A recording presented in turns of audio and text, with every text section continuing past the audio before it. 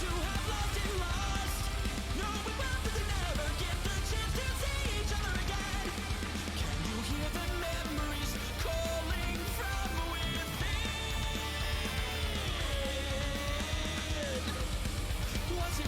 what you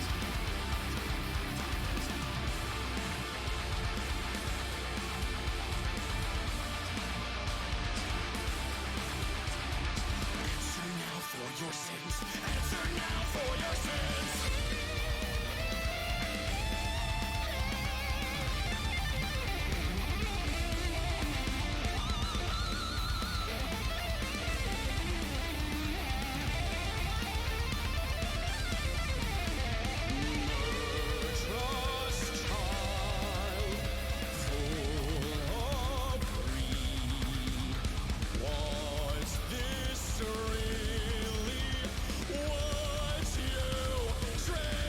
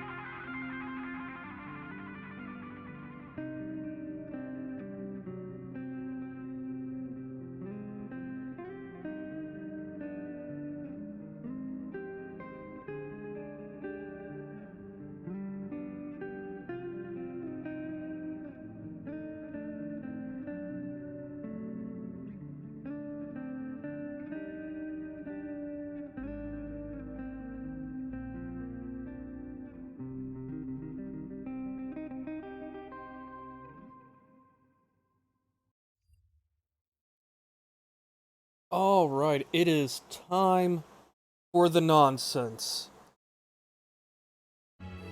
So, last time, we had just started our investigations into Labyrinthos. So, let's keep doing that. I'm good at these intros.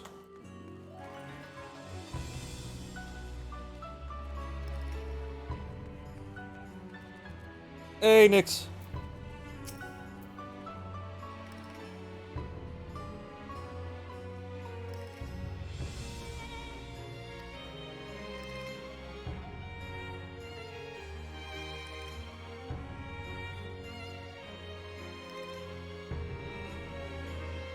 Okay. I'm sure that's fine.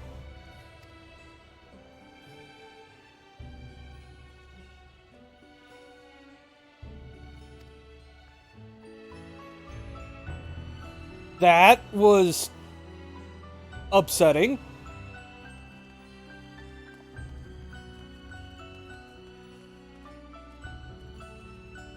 Missing. I hope it's good smut.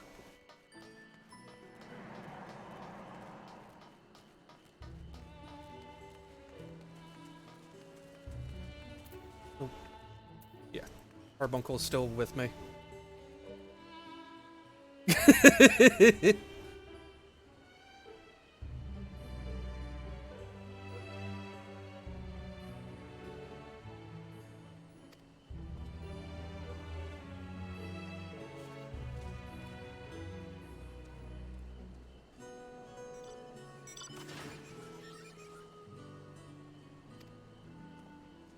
Pokemon. Oh. I mean, Pokemon has some good characters for smut. And considering what I've seen you retweeting, I can hazard a guess as to who's involved.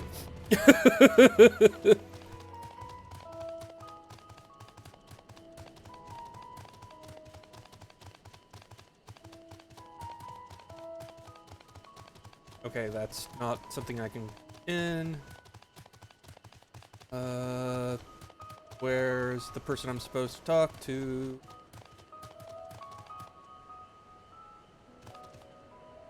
Nothing if not predictable. There are worse things. Is the right quest to be looking for, so. Back pairing.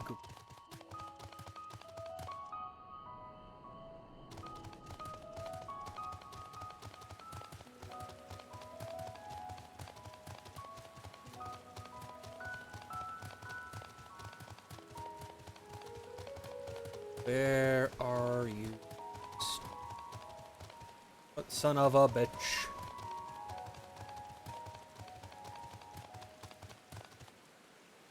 Well, I guess I'm here now.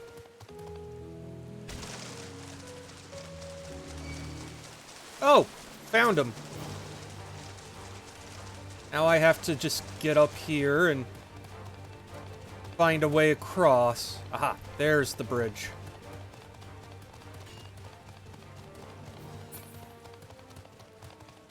At least now I know where to look. Oh hey, there's a place I can get up earlier.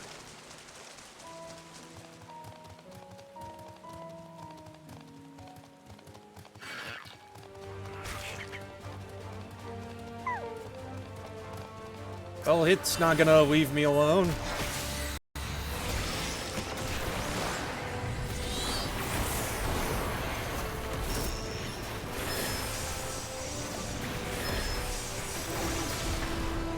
There.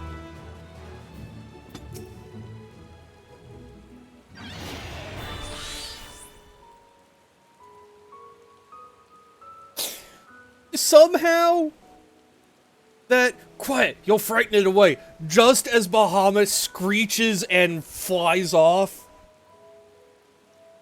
Oh.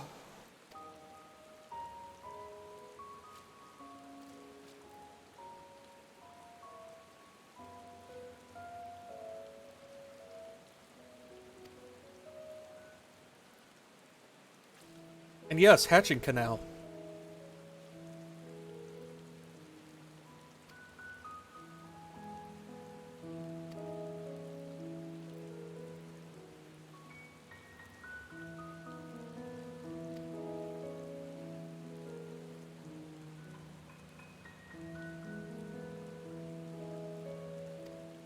Okay.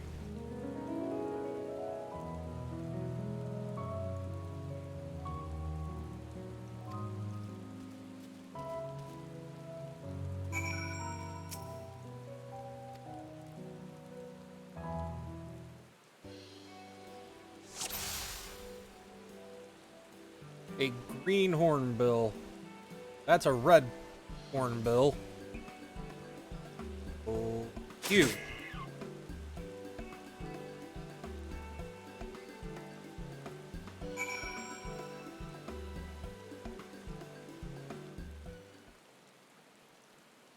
Tits maker.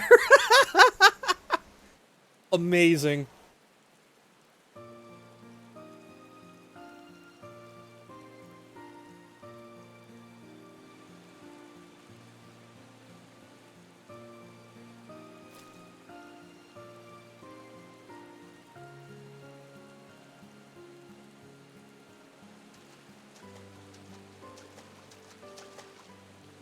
Fair shot. Nicely done. Let me truss this one up and I'll make my way over to you.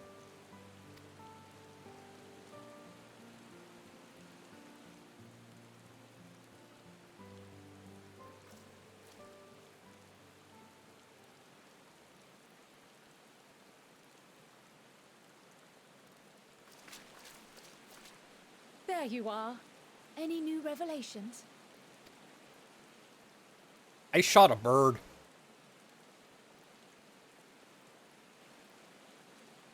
So you met with that gleaner again, this time to capture a hornbill.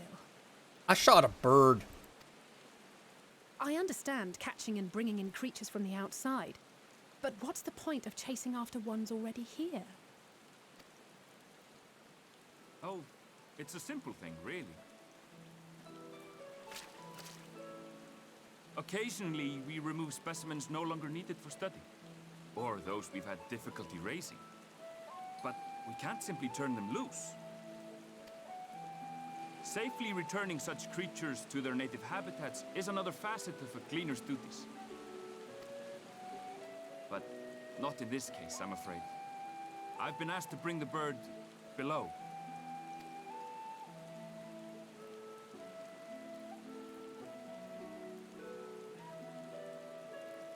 The restricted section in the lower levels of Labyrinthos.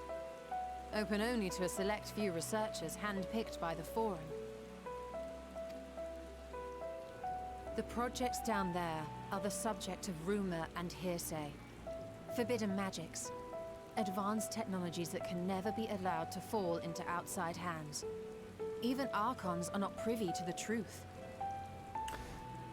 That seems shady as all fuck.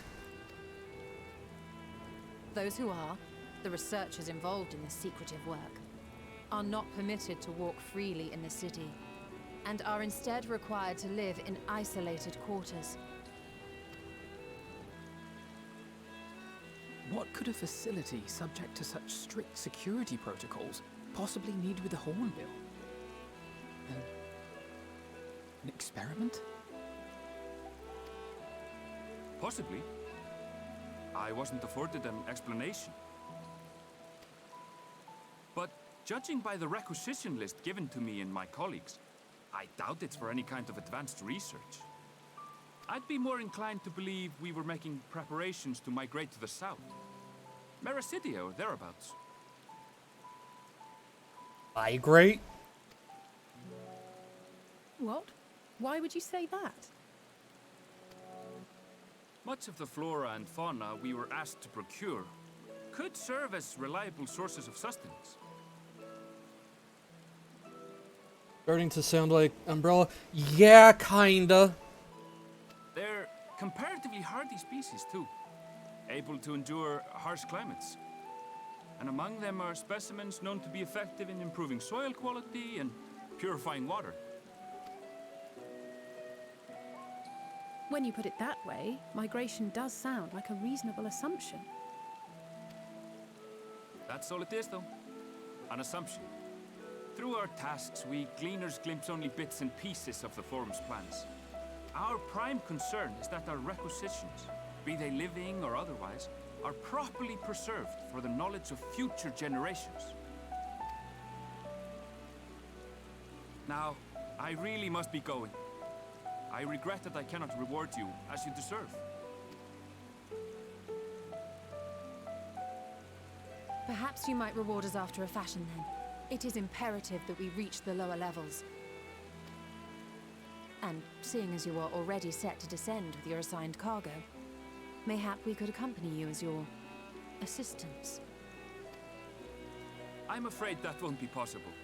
Once the animals have been prepared for transport, we send them down separately via the lift.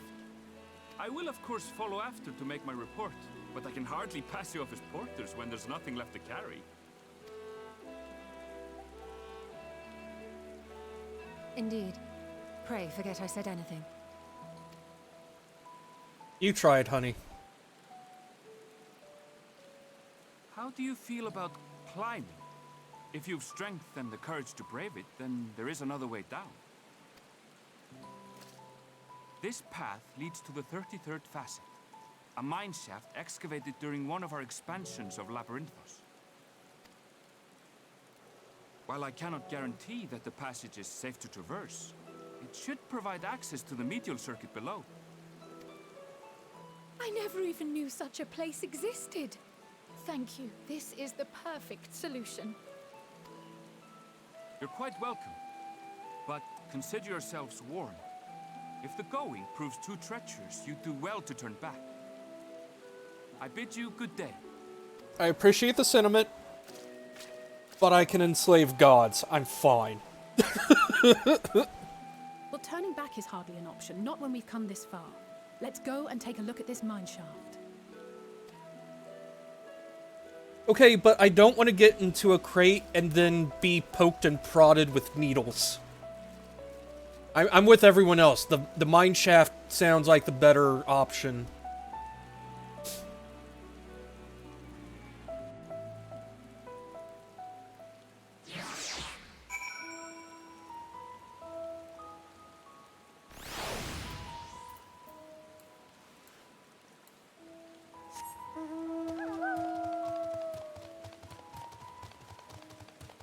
No probing allowed unless it's consensual.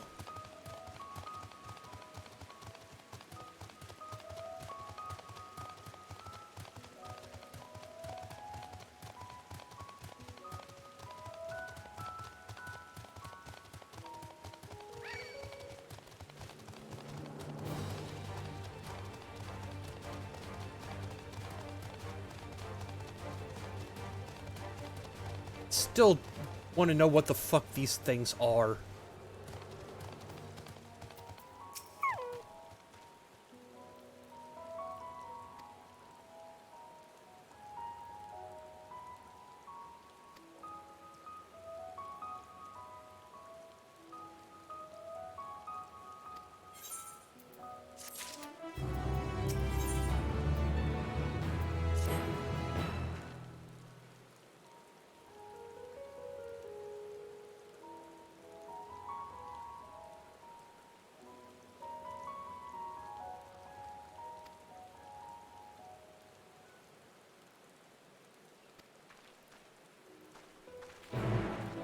Okay.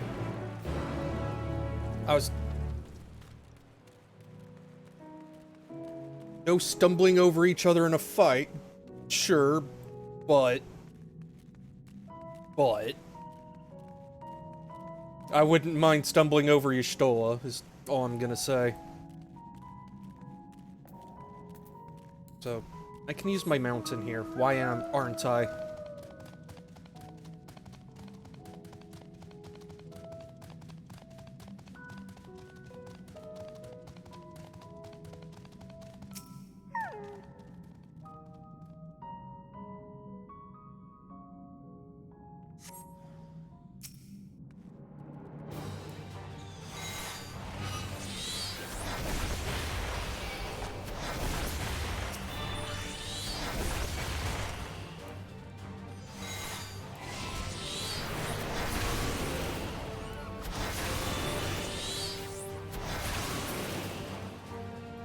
Dude.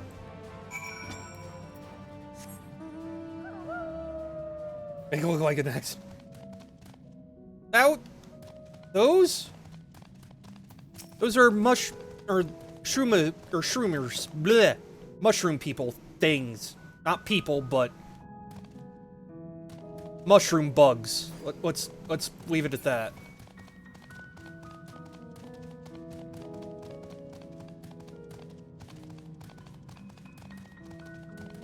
They're not anything to really worry about. They're just fun guy.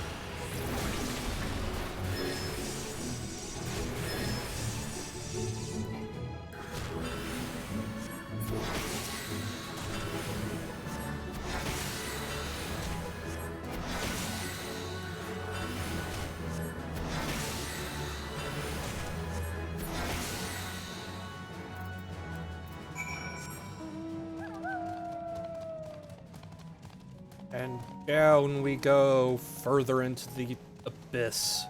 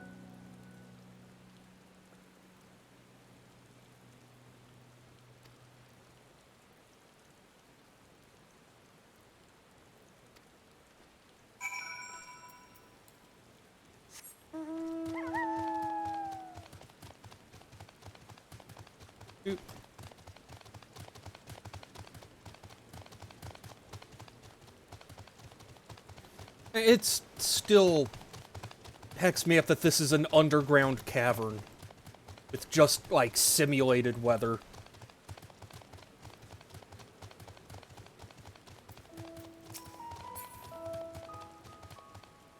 Stray garlic. What's that behind it? A stray queen. And a stray egg. Okay.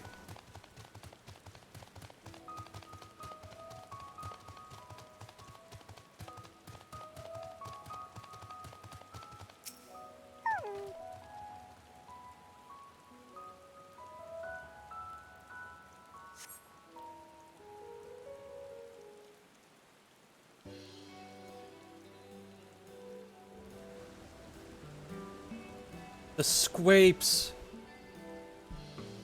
They took our squapes.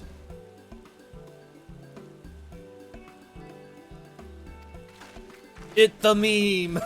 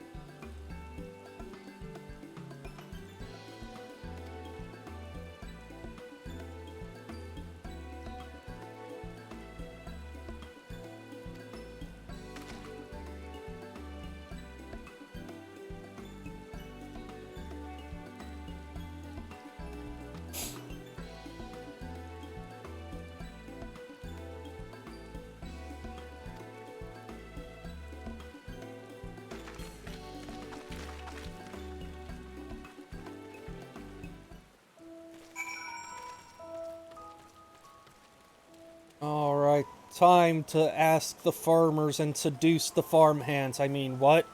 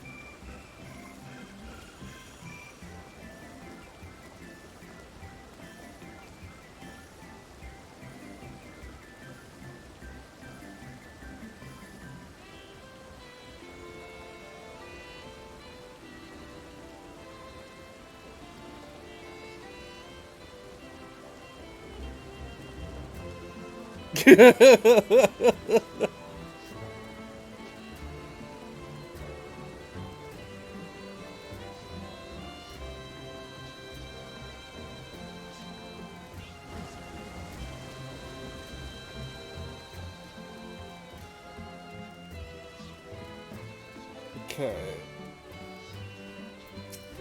Oh, that's Kryle. I saw the little ears on her hood, and thought she was a Palico from behind.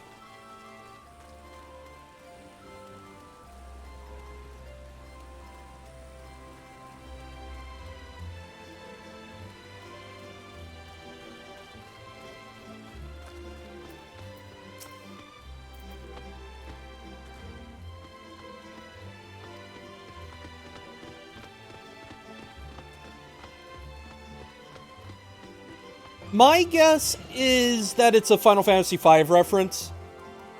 Because, like, one of the most, popular sprites that Kryle had in 5 was that of the Beastmaster, where she had that little hood.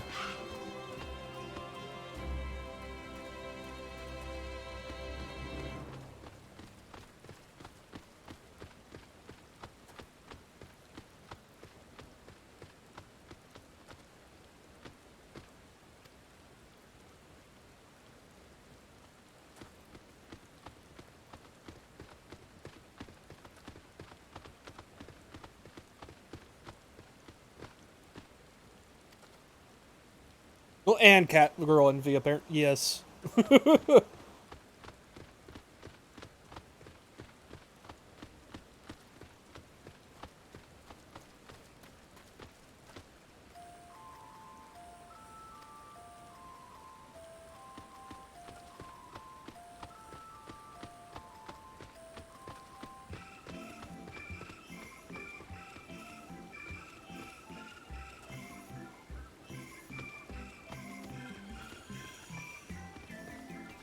Okay.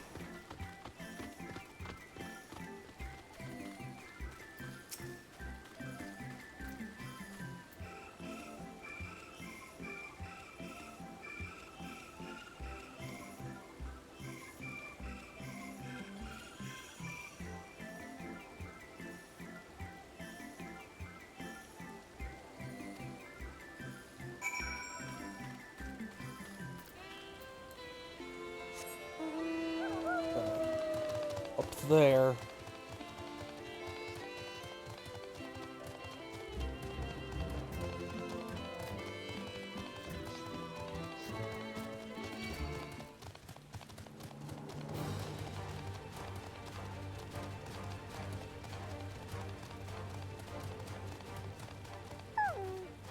What have we here?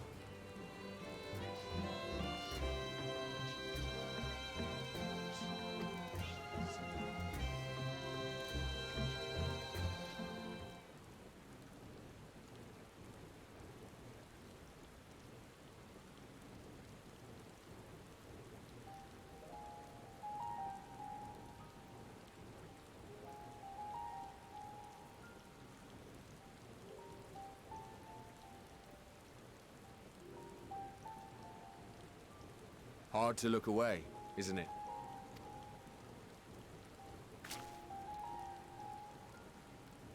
But they're more than pretty flowers. Heart blooms are attuned to ambient emotion. Mood ring flowers?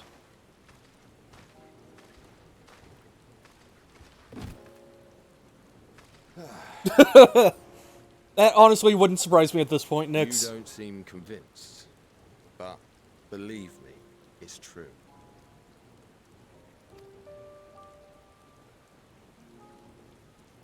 This ashen grey, for instance, it mirrors the anxiety and urgency of those working nearby as they rush to fulfill sudden orders.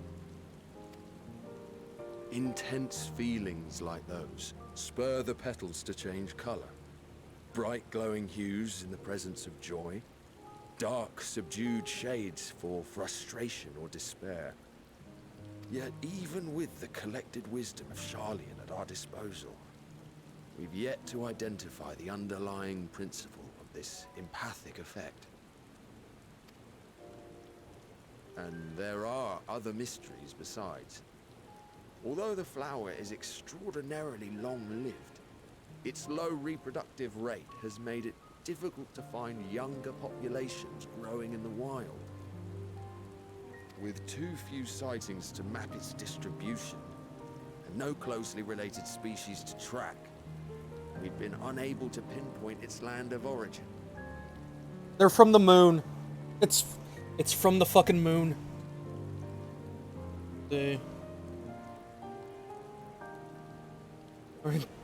Side eye sucks. God damn it. To further complicate matters, every culture, even dimly aware of its existence, has given it a different name and mythos. Our attempts to study it via the historical record have been an exercise in frustration. As an avid botanist myself, I should one day like to unravel the Heartbloom's secrets. But I'm afraid other duties must take precedence. I will leave you to your thoughts. Are there any societies that call it the Lunar Tier, perchance?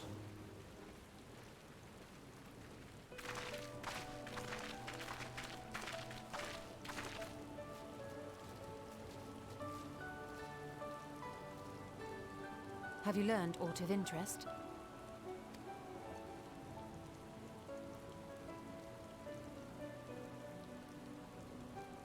A flower that reacts to one's feelings. Strange. I must say, I have never heard of such a thing.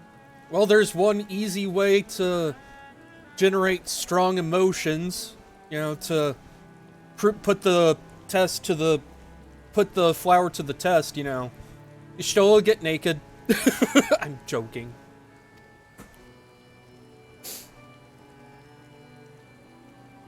This is all very fascinating. But as it stands, we fail to gain any significant insight into the Forum's undertaking. Indeed. While there is certainly enough activity to support Erenville's supposition that a priority has been placed on improving food production, unfortunately for our investigation, these workers were never informed as to how their duties serve the master plan.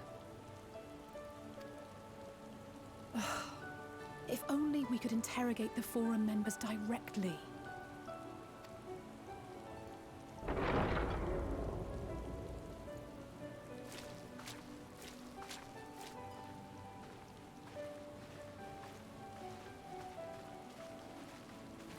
Isn't that the entrance to the arcade?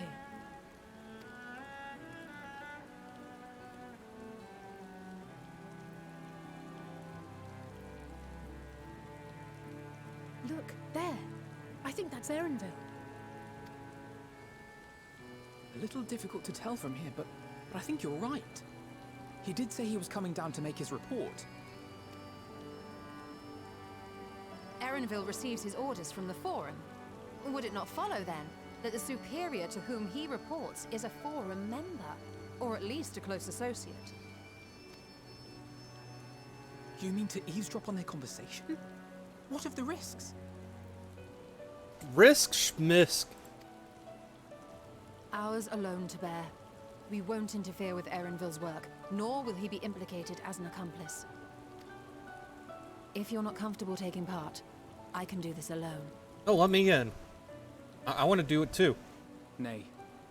I said myself that I wished to know Father's intentions. And no answers will be forthcoming should we simply ask nicely. We can apologize later, should it come to it. Right now, we need every crumb of information we can get our hands on. Consequences be damned.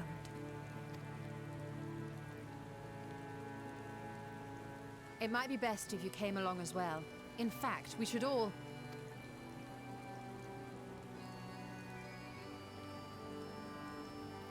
Kryl? Kryl? Kryl, I know you can hear people's souls and all, but you're doing me a concern. Oh, yes. That certainly sounds like a plan. I'm glad you agree. Keep an eye on the Potat, make sure she doesn't start singing.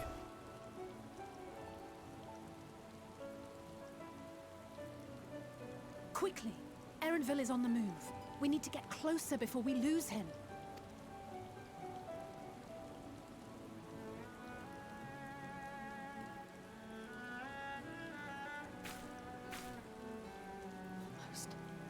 I can almost reach you.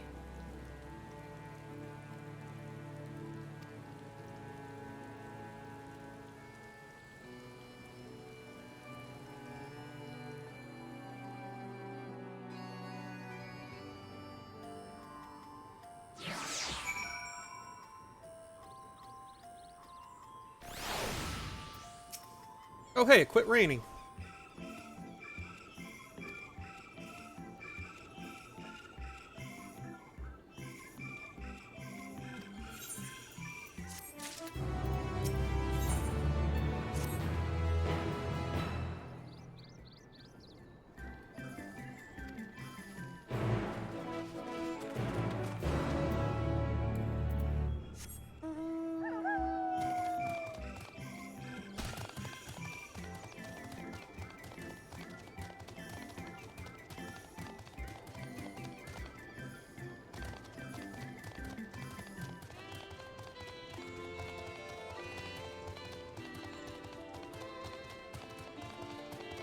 How did y'all get down here faster than me when I just jumped off the cliff?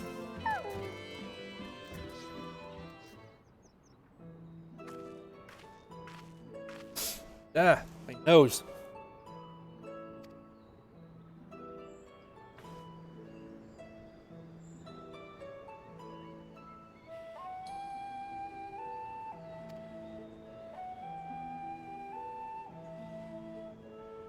Fuck off, Wasp.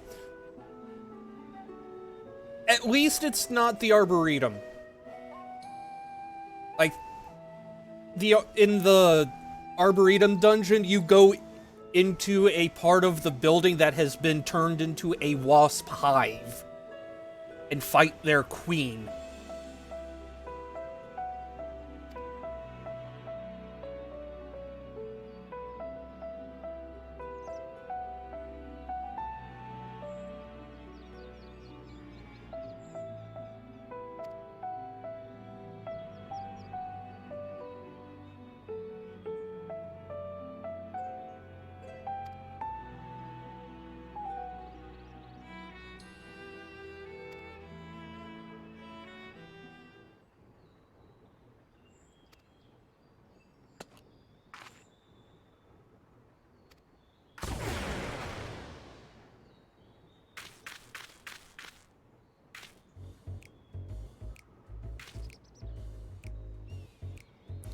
Ribbit.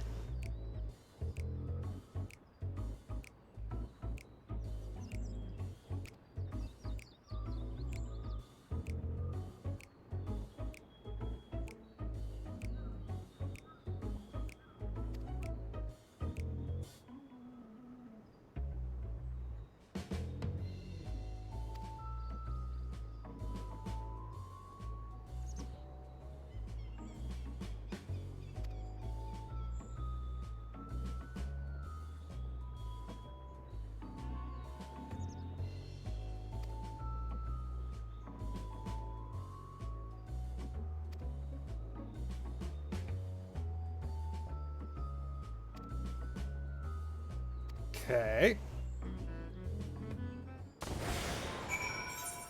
Okay, so that's the only place I can go. Wait, that's Alcé. Oops.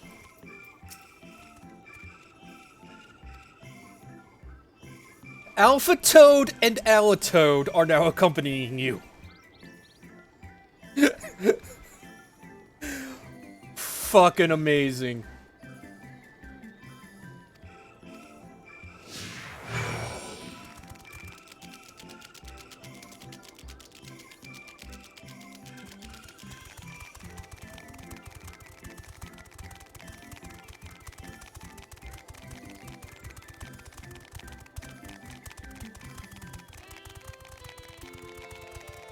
Also, I love the pod is just still there, following us, like, and Carbuncle.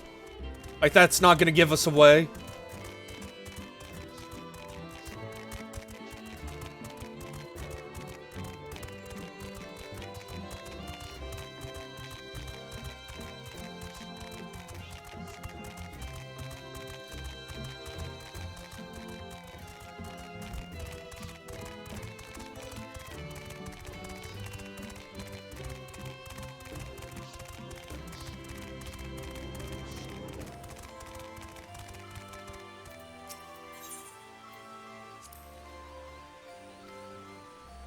Alpha Toad attempts and fails to shake his head, but you nevertheless understand that he is telling you this is the wrong way.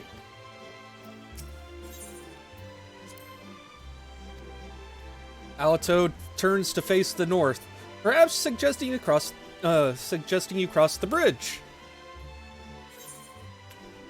Okay.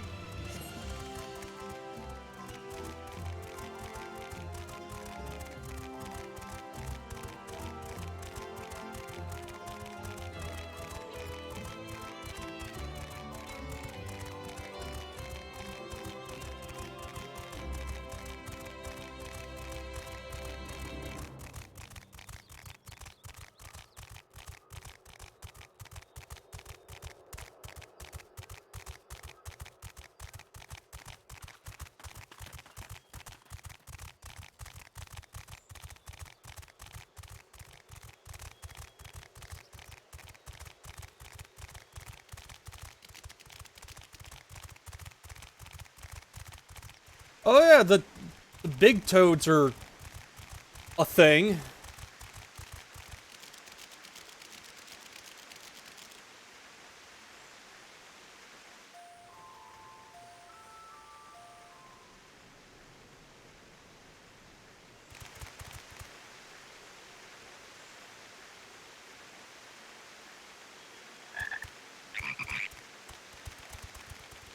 Amazing dialogue, guys.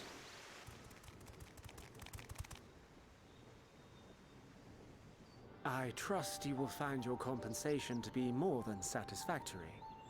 We wish to make clear that we are pleased with the efficiency and thoroughness of your work. So much so that we have come bearing new tasks in need of your competent hand.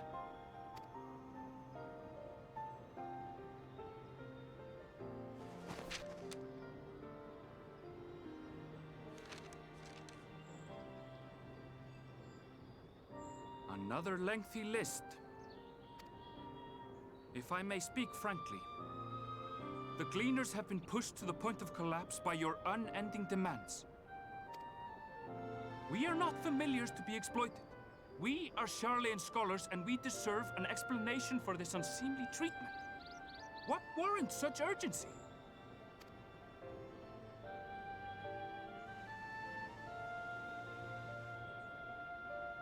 In an age long past, Sharlayan was charged with a momentous duty. And now that word of the final days hangs heavy in the air, the time has come for us to fulfill that charge. I can say no more, but I promise you this. All will be revealed in due course. And when it has, you will understand that your toil was in service to the greatest good.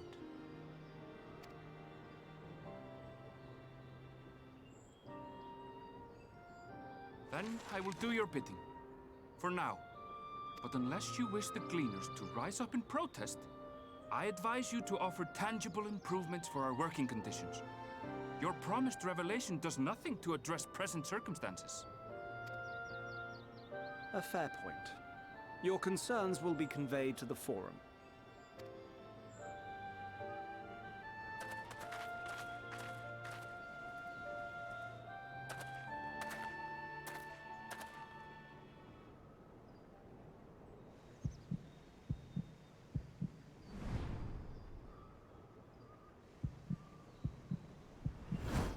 Shit. I'm too sexy as a frog. He's seen through us. I hope that was informative. You may consider my debt to you repaid in full.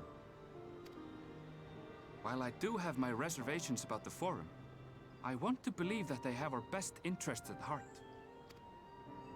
Which is why I'm reassured that you're busy sniffing out the truth of things. We can ill afford to place all our eggs in one basket, this master plan of theirs, without first understanding the risks involved.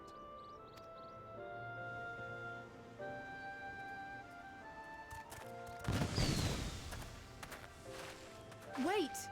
How did you know it was us? If you mean to impersonate a toad, try studying the real thing. And don't try to fool an expert.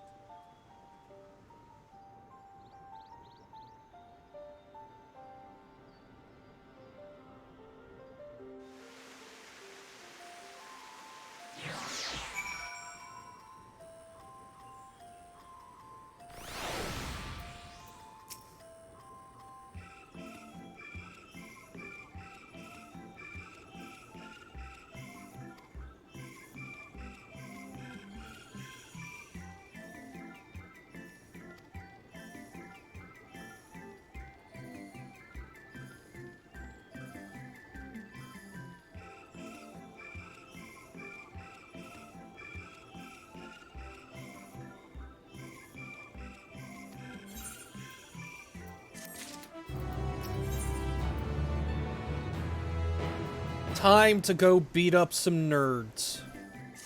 Hopefully.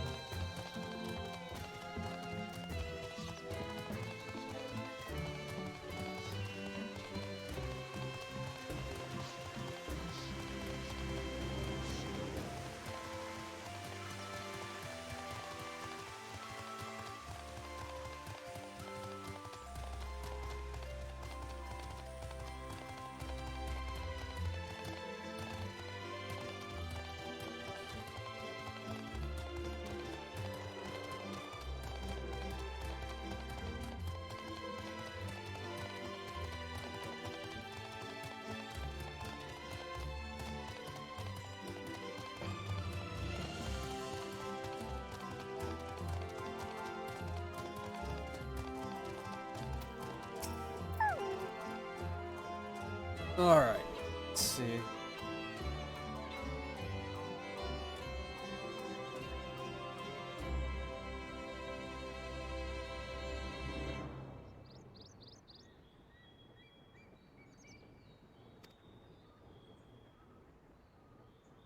Where is Krile, actually?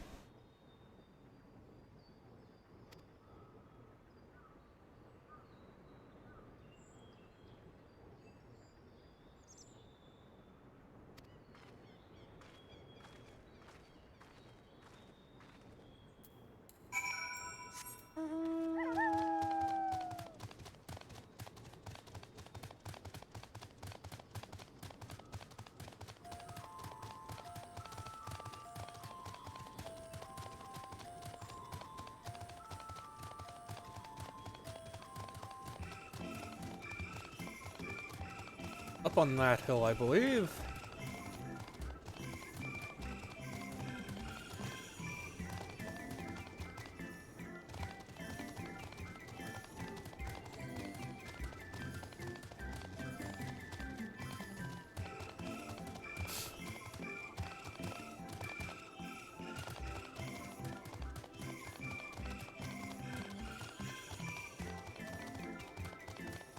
Ryle, what are you doing?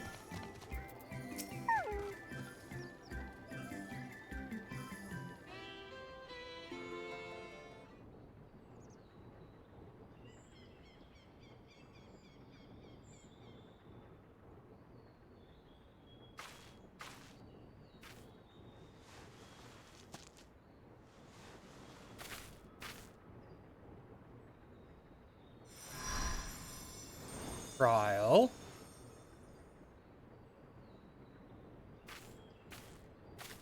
For you. The spell will keep it from wilting. She said you would need it for the journey ahead. She? Who's she? Will you speak with her now? I cannot hope to match Minfilia's clarity, of course, but... Oh.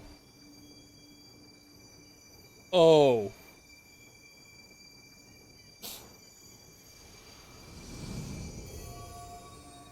Thank you.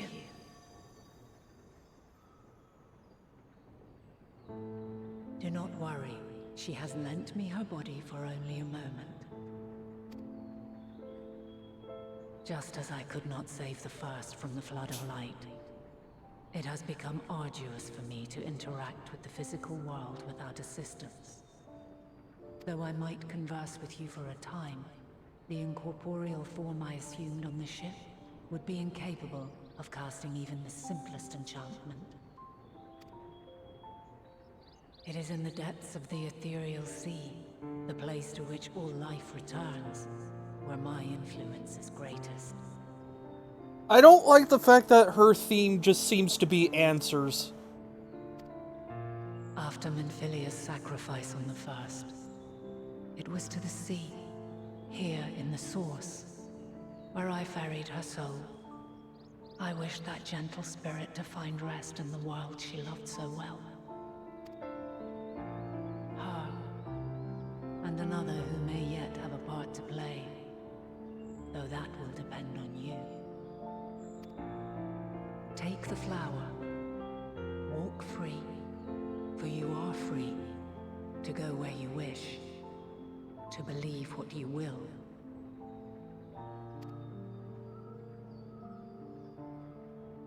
That bloom will be your guide, test and proof of your conviction. In darkness, seek joy, surrender not to sadness, and see beyond despair. Walk free and bear the light for others to follow. Together, raise it aloft and let it shine till the end, blinding and radiant.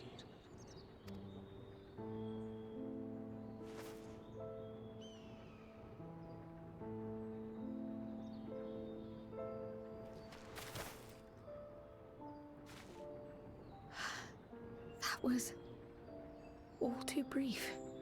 Already she seems so far away.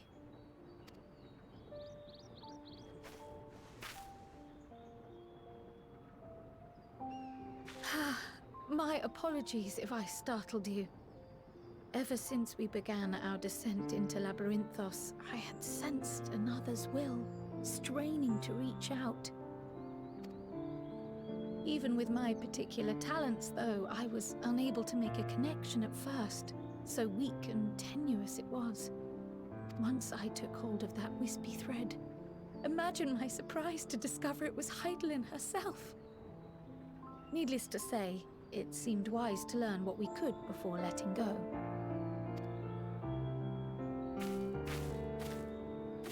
Her answers were more cryptic than I would have liked, but at least she left us with a guide of sorts, that unusual flower.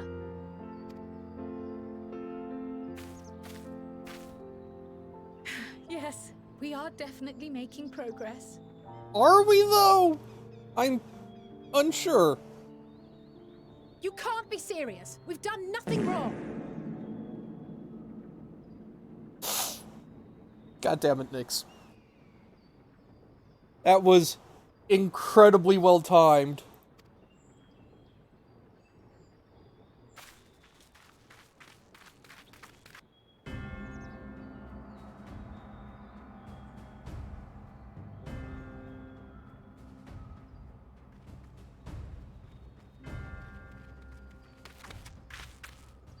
Fortuno, what business has the Forum with us?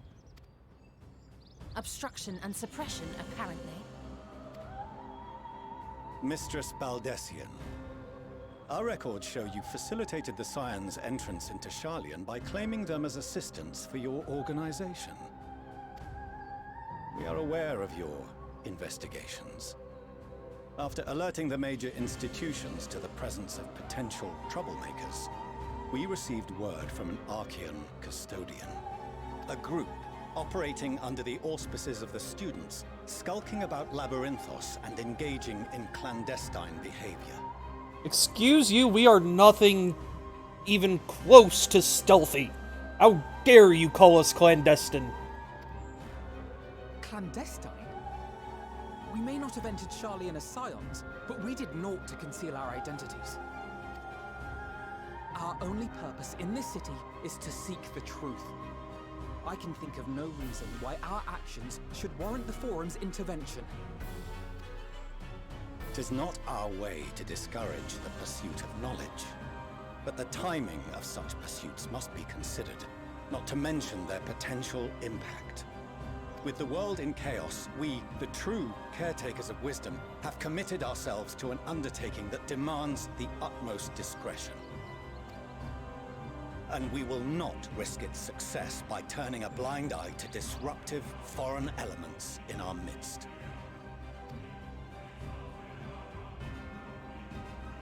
What then is to be our fate? Will you put us on a ship back to Eorzea?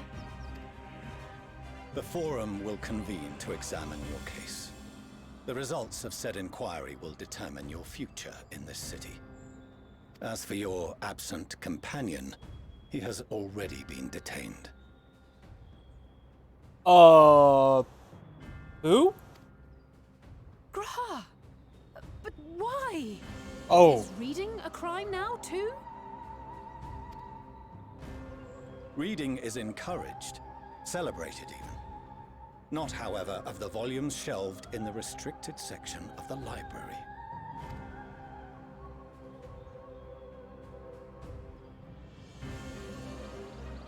Refusing to comply will only make matters worse. Let us instead treat this as an opportunity to open a dialogue with the Forum. Okay, but I've got my god slaves on call, you know, just in case we need to burn everything down. You know. Silence is often one's best defense. I would advise against prolonging the proceedings with frivolous discourse.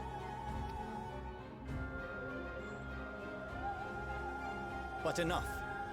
This is not the place for debate. The rostra await.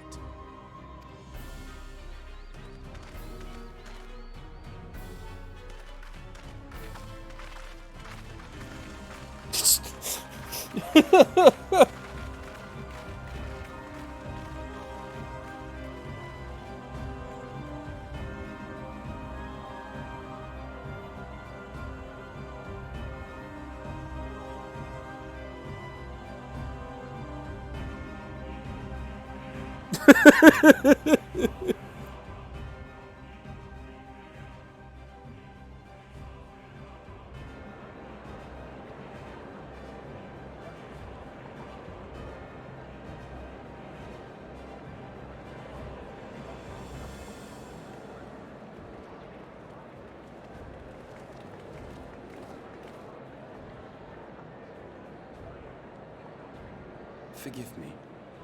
I was careless. We would have been detained regardless. This way, at least, we managed to stay together.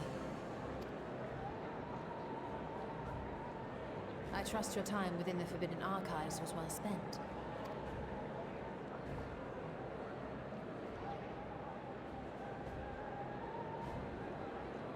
The Forum will come to order. This inquiry is now in session. As Speaker-elect, I will be presiding over the day's proceedings. Master Fortuno, would you be so kind as to restate the matter which compelled you to summon your colleagues with such urgency?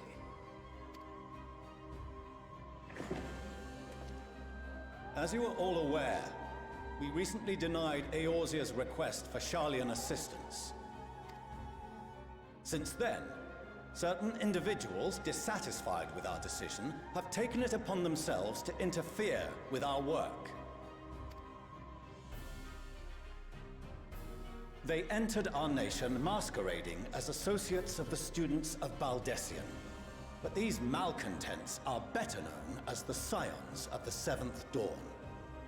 Also, this is the first time Kryl has ever had her hood down. I just want to point that out. These militants wield influence with both the Eorzean and Eastern alliances, and are inextricably involved with the crises presently afflicting the world at large.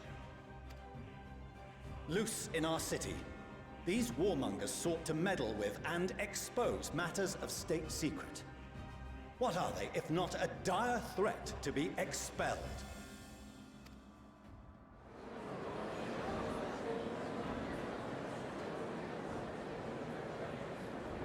You have tarnished the good name of the students. Galuf would be ashamed. Do not speak to her of her grandfather, you bitch. Galuf Baldessian was never one to forsake his fellow man. Even if this nation closed every door and retreated from the world, he would have found a way to help the Scions, help every soul of this star fight back against the coming doom.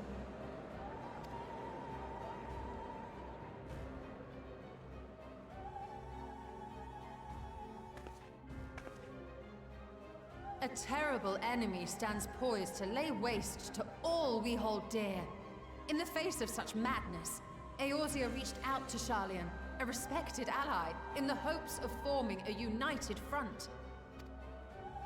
Was your curt dismissal truly the best you could offer? Or are you so preoccupied with your momentous duty of an age long past that even the end of the world is unworthy of your attention?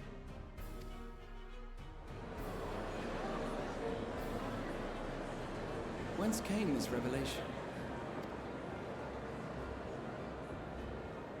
From the mouth of a forum member within fortuitous earshot. Also, they took my glasses away! It seems your findings support my own.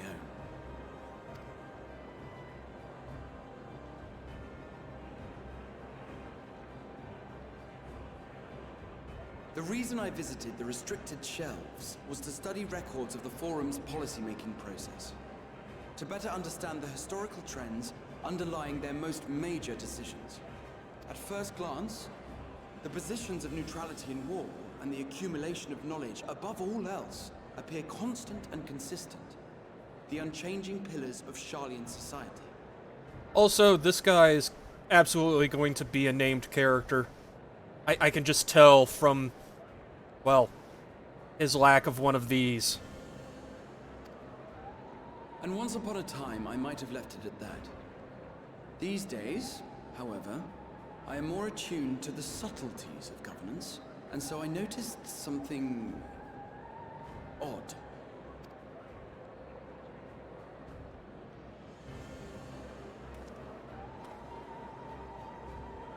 From a particular point in time, the purpose of these policies shifted.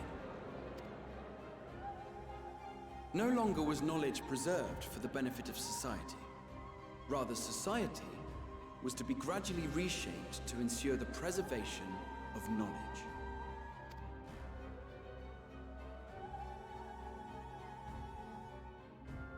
The most conspicuous and telling change was the one which befell Labyrinthos. Once little more than an oversized storehouse, an enormous allocation of funds saw it transformed into an advanced research and archival facility. I also discovered a fascinating account on the finances of our Dravanian colony. The settlement attracted students from far and wide, and the connections and tuition fees thus acquired were funneled into further improvements for the archives. Now, there is no question that our nation's progress is tied to the acquisition of wisdom. Nevertheless, the vast resources diverted for this purpose borders on the obscene. But returning to the matter of when, our change in course appears to have been made some 270 years ago. The very same period when Sharlayan scholars in the hinterlands began a formal study of the ethereal sea. You found something, did you not? And whatever it was, gave rise to your oh-so-important duty. They've got Cthulhu under the city, don't they? Mind your tongue, Archon. If you had seen... Somebody's got a force choke. Yes. We are bound by a duty we cannot ignore. Knowing this, what would you have us do? Abandon our vital work and join you on the field of battle? We will never choose the way of the sword. We will fulfill our mission, not through strife and bloodshed, but survival. Come what may, we shall live on. We must. Okay, but I have missed the part where any of this hinges on you being secretive assholes. Do as you must, then. But we Scions will fight until the heavens fall, until our last breath.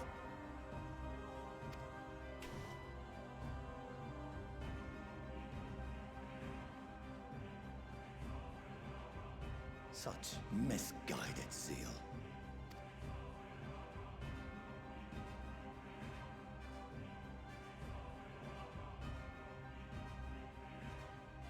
Father, Master Fortuno, I fail to understand the stance you have elected to take. But by the same token, I have yet to find a compelling argument to counter the challenge you put to us in Gridania. Still, in the midst of my uncertainty, I must trust in myself to do what is right, as others have chosen to trust in me.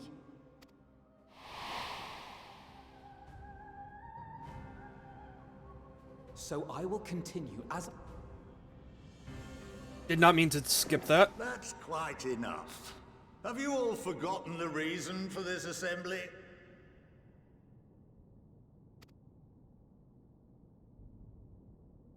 Skolok Monteshane. He's the head of the Studium and an old friend of my grandfather's. Honestly, every discussion devolves into some interminable debate. Terrible habit. Let's return to the topic at hand,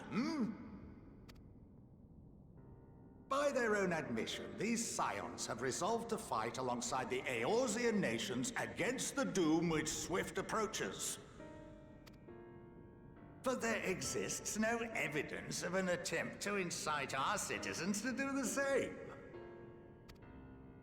Furthermore, while our decision may well have been the correct one, we cannot simply bull our way through these disagreements without inviting doubts or objections. Put yourselves in their place. Who among you would leave a tome unopened if an elder forbid you read it with no reason given?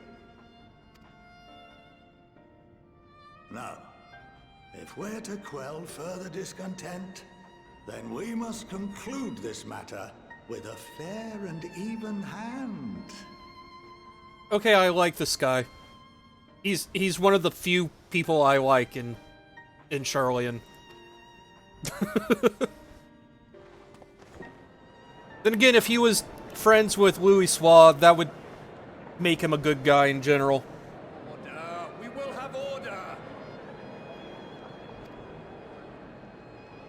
Master Monteshane raises some valid points. Keeping such concerns in mind, I propose we enforce the following measures. Until further notice, the students of Baldesion are to cease any and all activities within the domain of Sharlayan. You will also refrain from any further investigation into the Forum's decisions and duties. Failure to comply with these restrictions will result in the immediate expulsion of your Scion associates. Let me just job class you know, job change over into ninja, and then we can talk. Let us put this judgment to a vote. All in favor, raise your hand.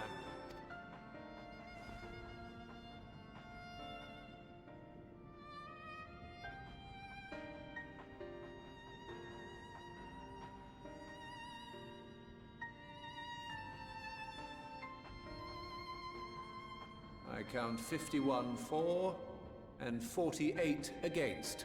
The proposal is passed. Students, scions, you have heard the Forum's judgment. Pray abide by it, or face the consequences.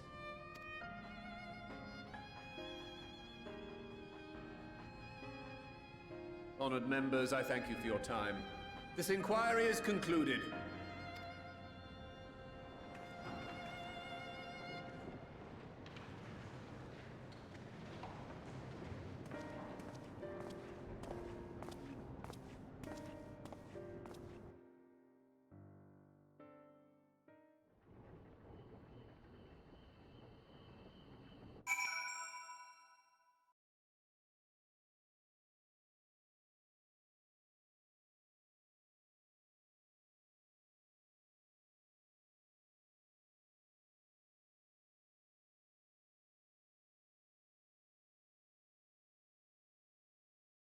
God, I'd be so glad when my allergies start to calm down.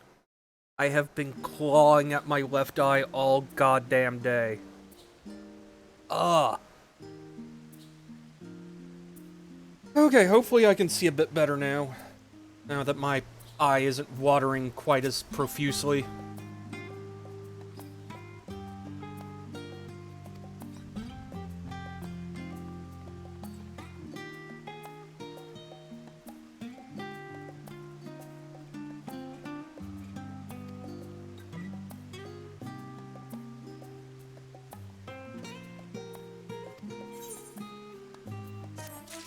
So back to Thavnair with us, I guess.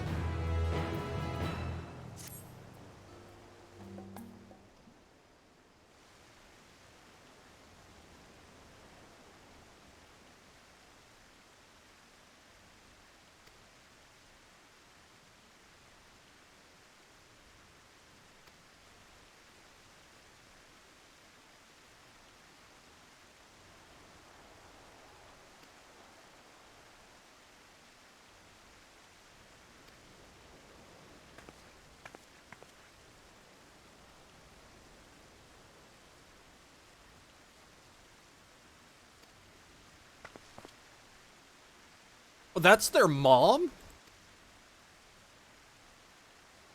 Not quite what I was expecting somehow.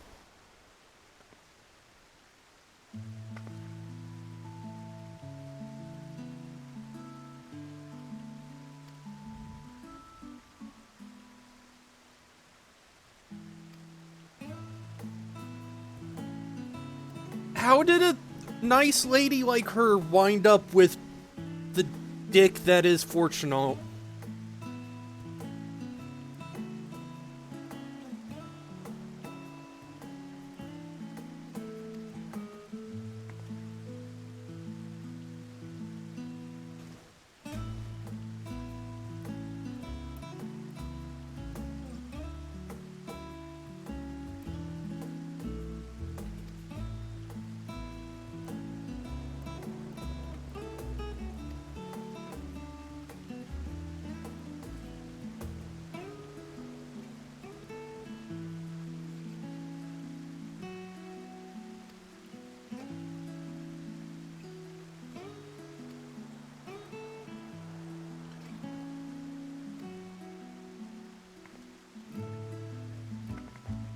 Oh my god, she's a fangirl of mine.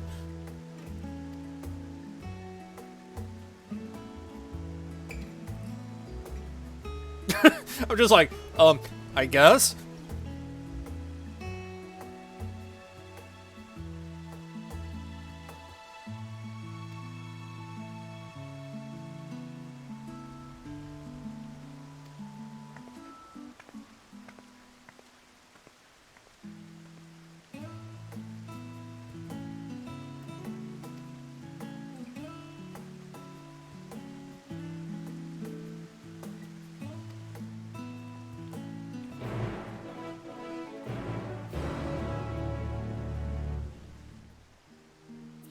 Yup.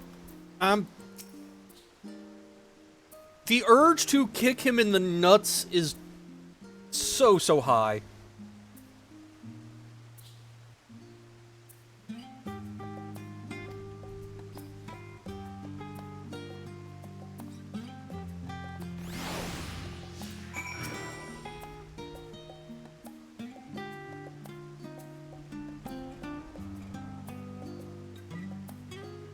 Okay, you say that, but now I need to know what kind of room you've got, Alice.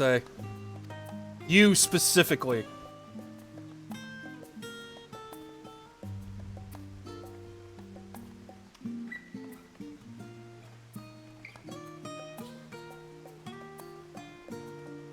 Dildos. I mean, what?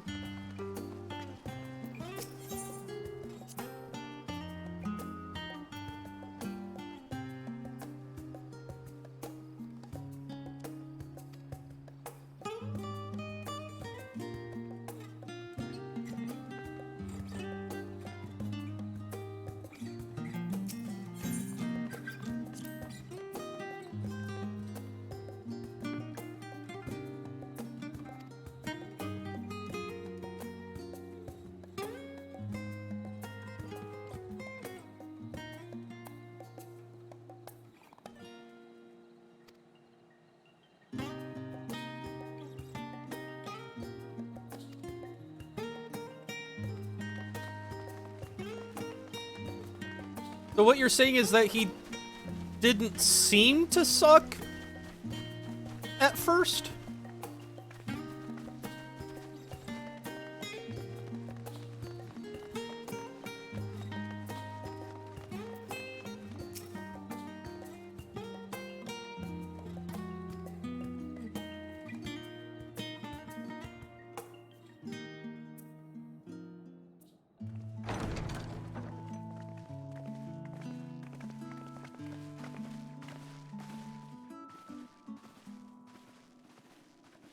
Welcome home, my lady.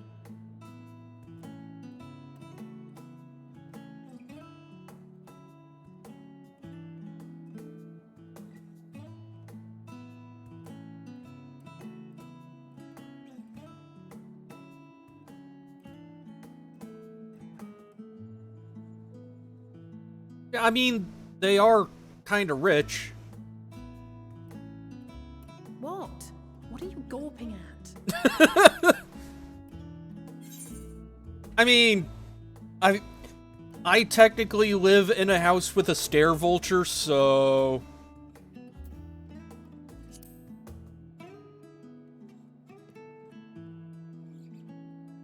Oh, gods, please don't. It makes me feel like a spoiled princess. Oh my god, Alice.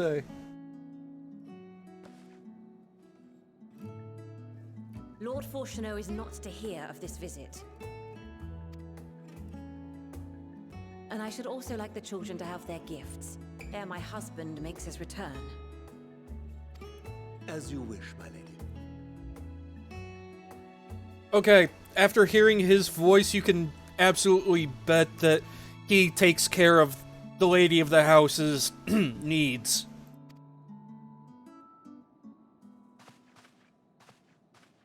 Because you know Fortunal ain't. That's why there's so many, or so much staff. If you'd accompany me upstairs. We shan't be long.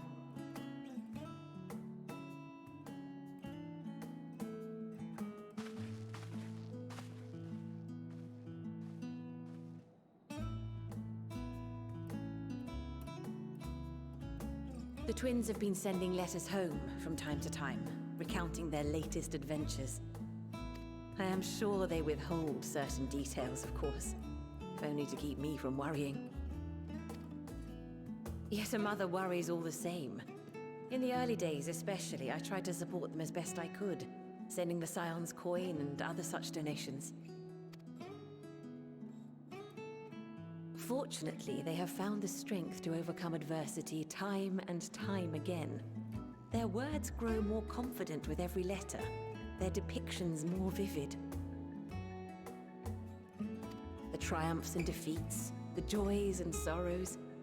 It is clear that they have come to find value in every experience. But of those they treasure most, it would seem that meeting you might be the most impactful. Why, since that fateful day, I do believe there has not been a single missive in which you were not mentioned by name. Wait, you mean when we met on the ship and none of us exchanged names?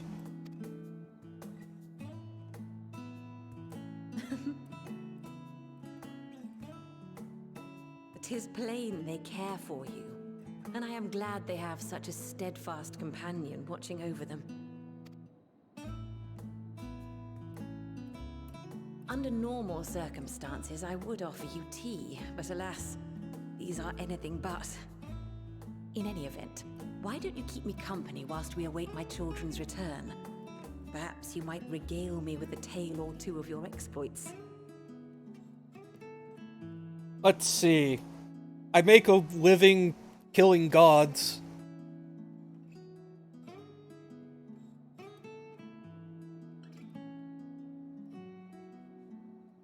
Then my harem was kidnapped to a different world.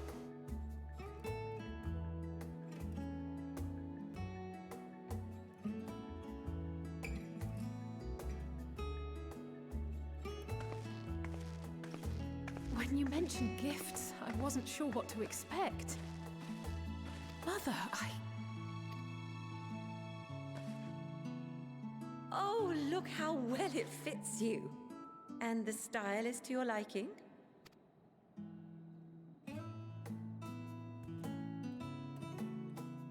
It's perfect. Exactly what I would have chosen. But please, tell me you had something different made for Alphinaud. Naturally. You are hardly little children anymore. And while I shall miss dressing you in those precious matching outfits, I must respect the individuals you have grown to become.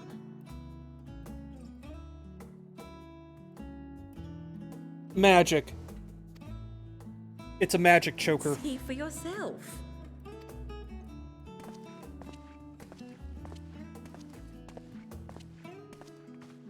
Thank you for the splendid clothes, Mother. Stylish, comfortable, and eminently practical. I am so glad you like them. They are, however, missing one final touch.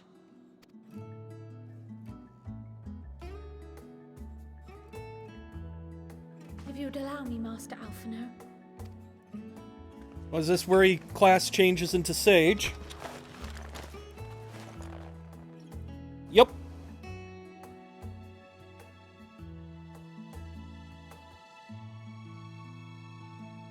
Wait. Are these... A sage's tools of the trade. They belonged to your father.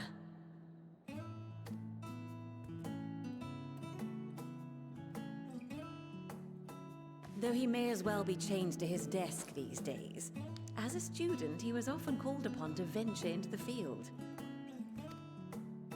He wielded those armaments, both to heal and to harm in no few battles. None so fierce as those you two have braved, perhaps, but battles nonetheless. Thus did I pull them out of storage, to show you that he was not always the man who stands in vehement opposition to you now. And also because it would be a terrible waste of ridiculously expensive House Leveilleur commissioned artistry.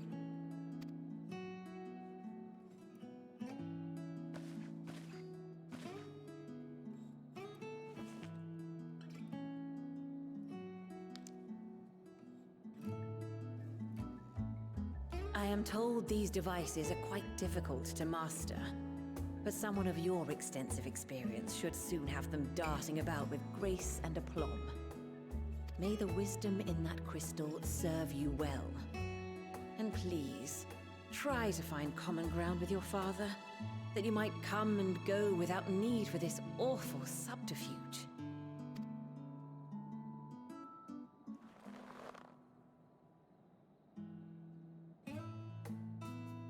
We will, Mother. I promise. My final gifts to you, before you run off, are an observation and a suggestion. Firstly, Fortuno has ever been a serious man, but it was only after you were born that he truly lost himself in his work. I may not know the Forum's inner workings, but I know your father's. The timing of that change in him holds some significance. Secondly, do not seek to best your father with words. Far better that you simply show him. Let him discover the merit of your actions, after they cannot be undone. Break shit first, then ask. Gotcha. Oh, Mother. We shall take your wisdom to heart. Thank you again for these gifts, and farewell for now. Safe travels, my children. Eat well, stay warm, and keep your friends close.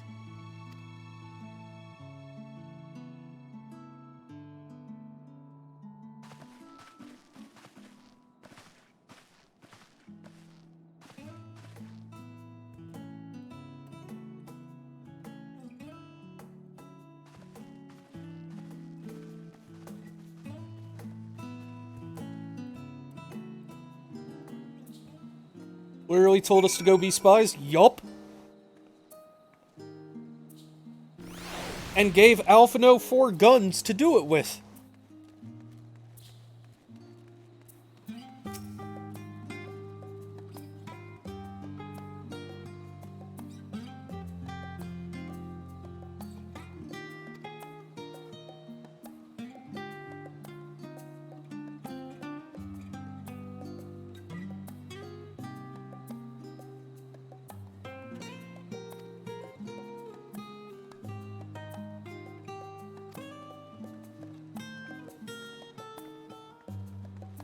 Alright, to the annex. There we go.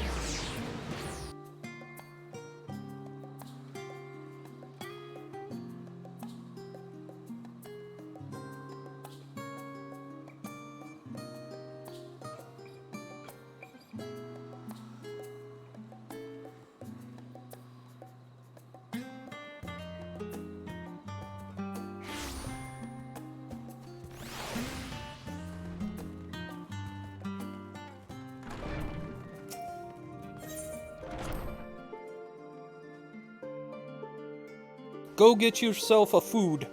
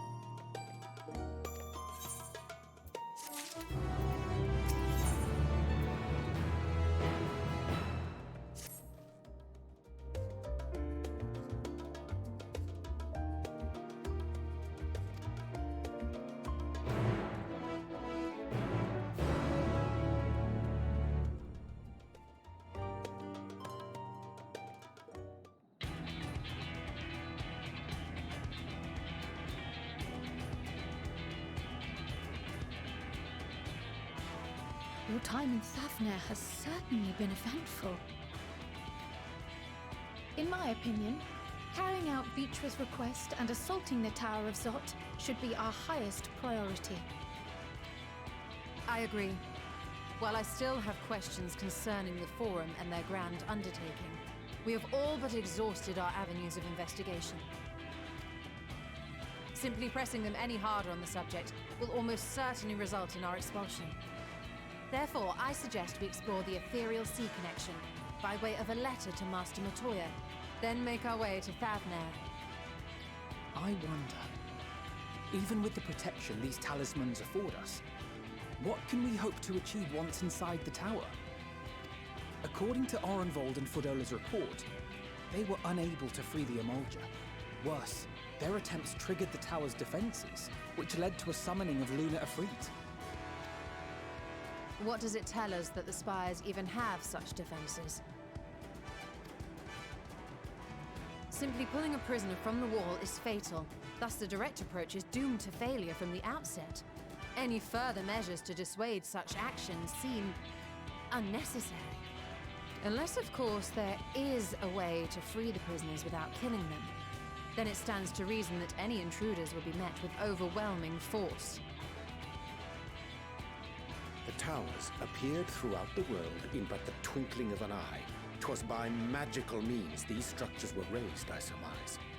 A spire thus conjured must needs be maintained, and I suspect an arcane catalyst, some manner of core, doth lie hidden within. Destroy the core, and the tower ceaseth to be, thus liberating the captives without harm. We think. So we can hope, and I would prefer to enter the tower with a working theory than with no plan at all.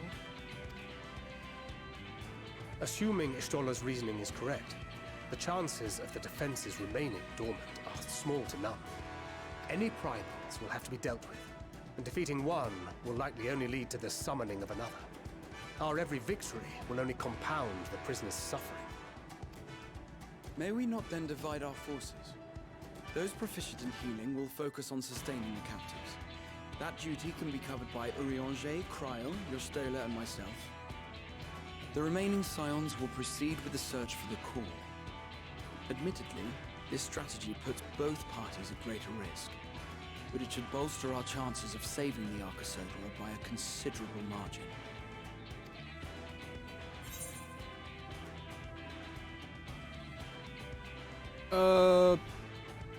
Sure Alphino is in the right group?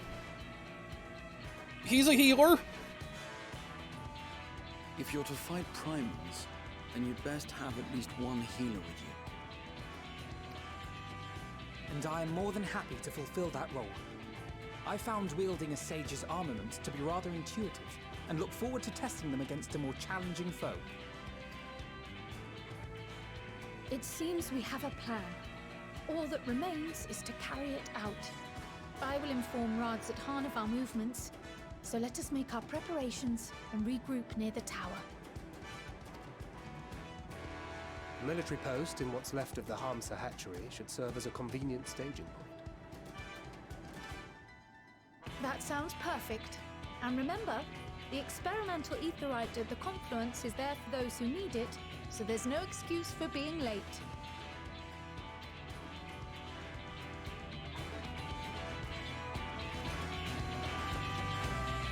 Easy, you say?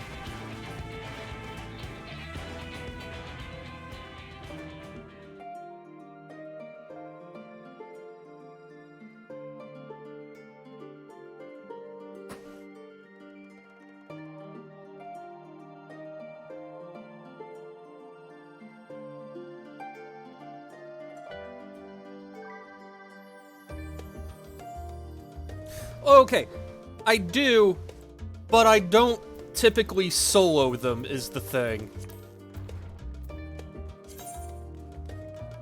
Yep.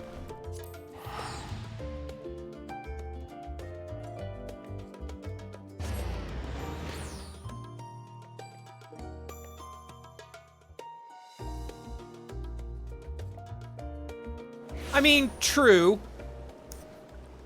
True. 1 second, I need to deal with my eye because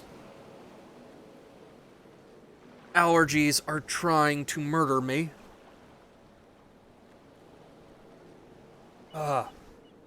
I'm gonna need to take my headset for this. 1 minute.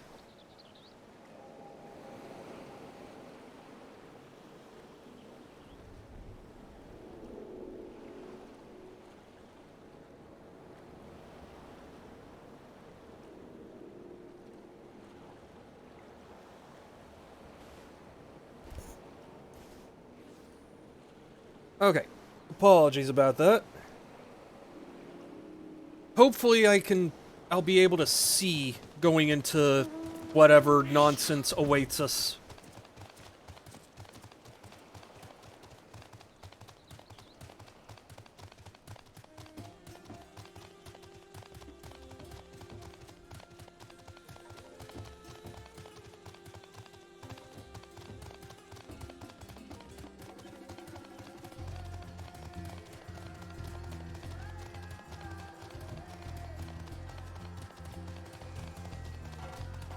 Also, it's time to confront the Magus sisters.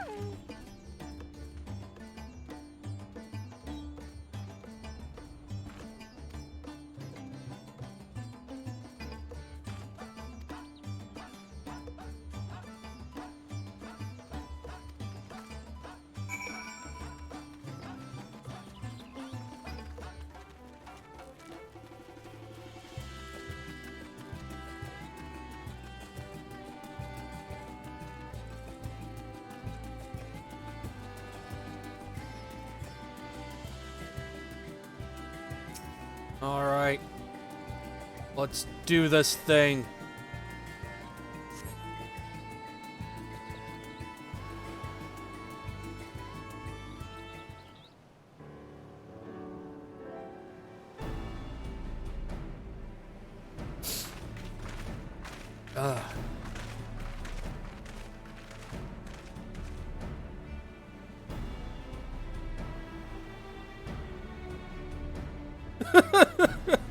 Sorry about that, LSA.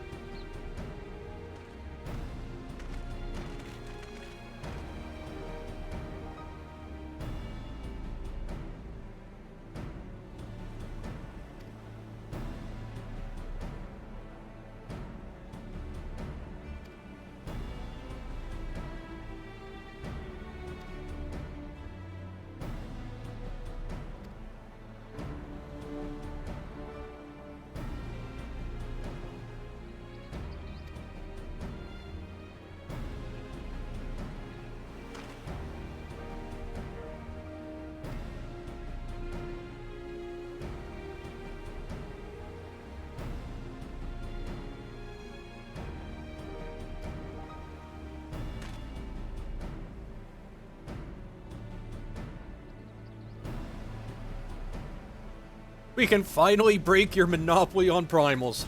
Boo.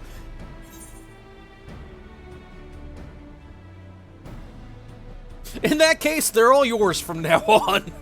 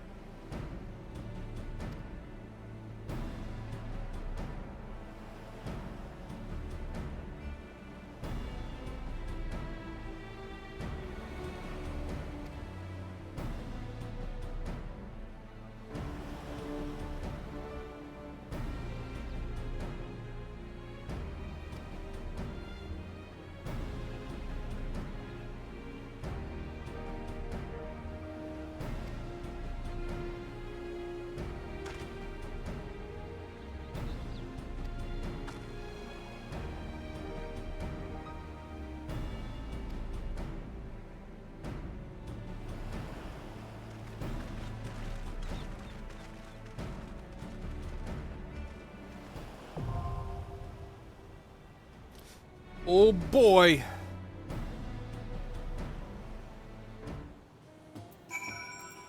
Alright, let's do the trust.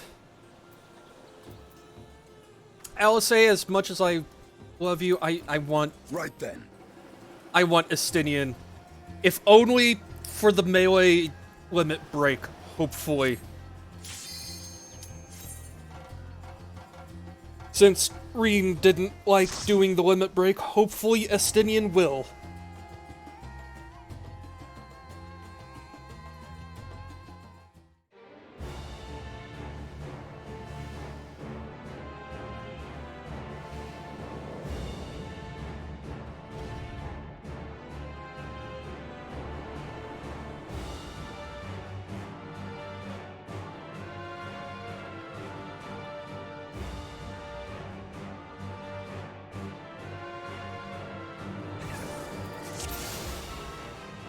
Alright.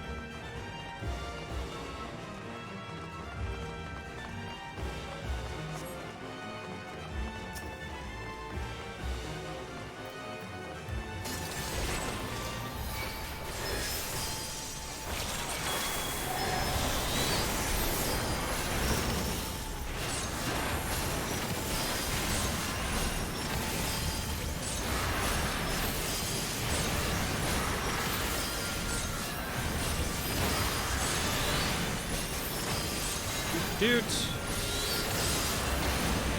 I do appreciate that the rest of the harem is in here, even if they're not technically part of the party.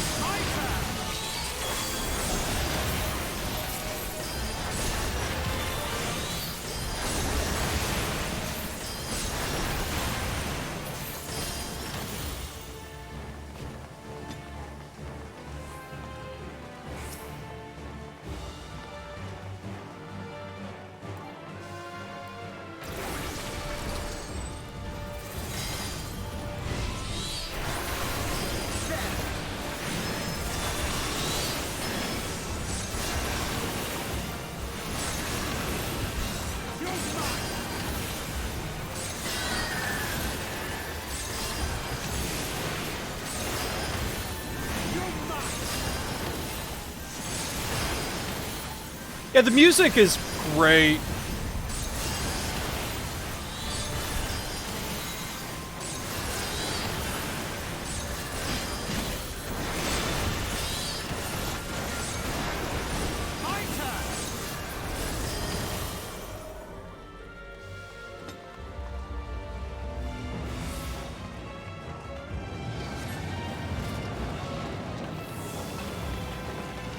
All right.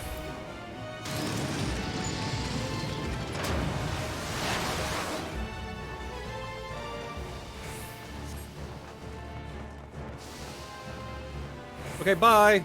Have fun. Did I just hear Graha go wahoo?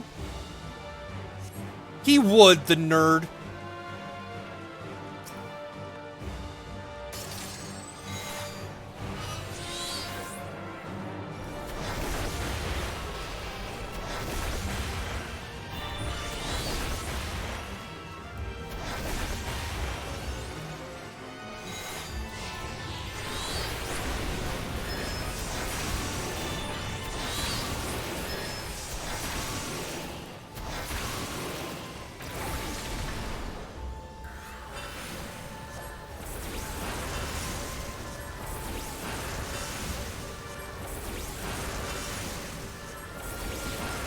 Well, I'm not saying he can't. I'm just saying that's fucking adorable.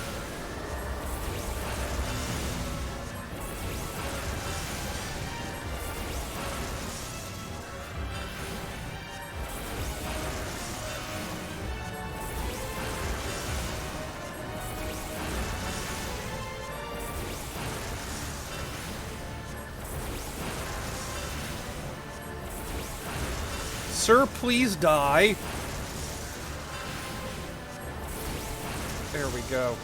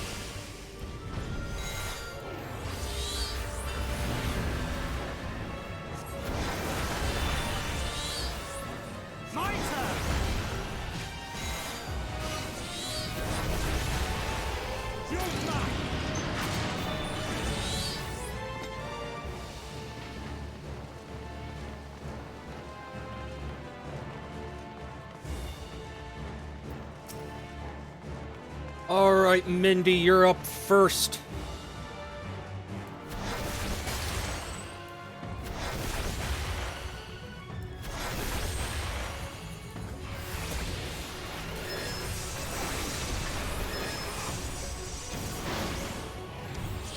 I think that was, Thancred you were hearing. I think.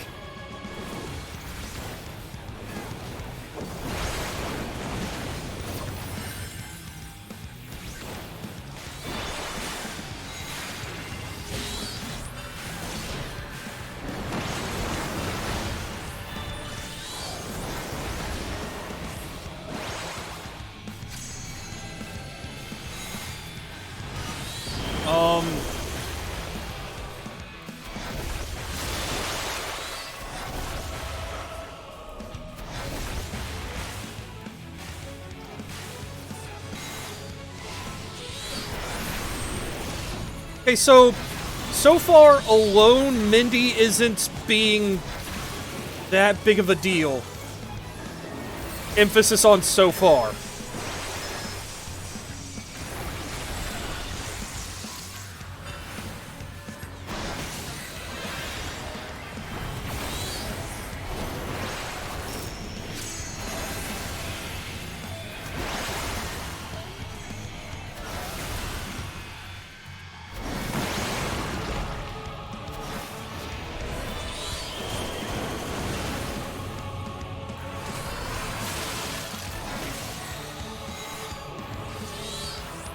Also, I am digging the boss theme.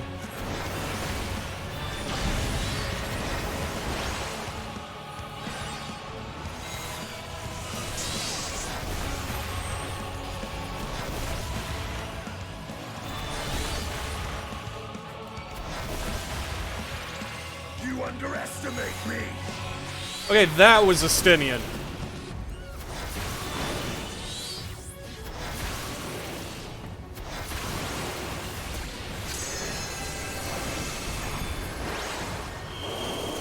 Okay, that...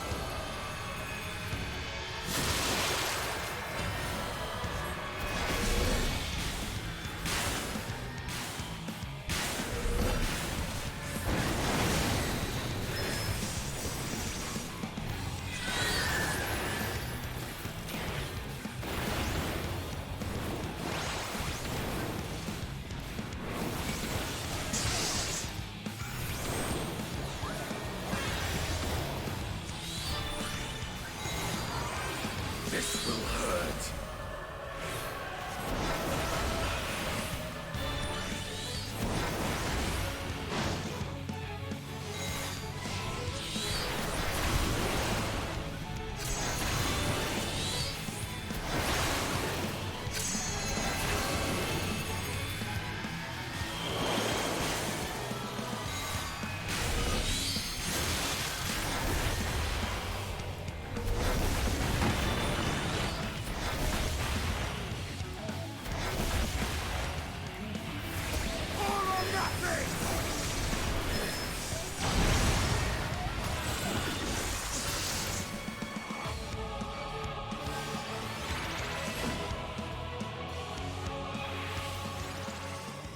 Okay then. We got... Ooh. Boots of Healing.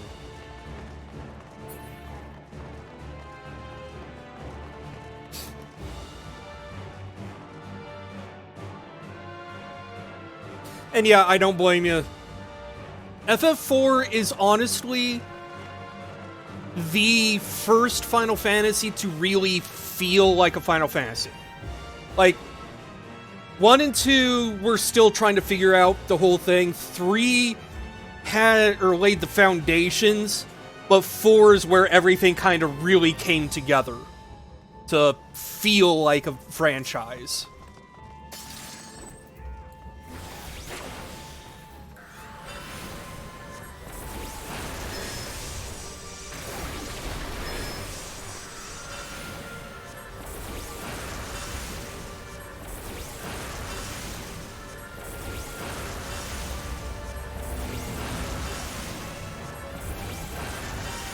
Yup.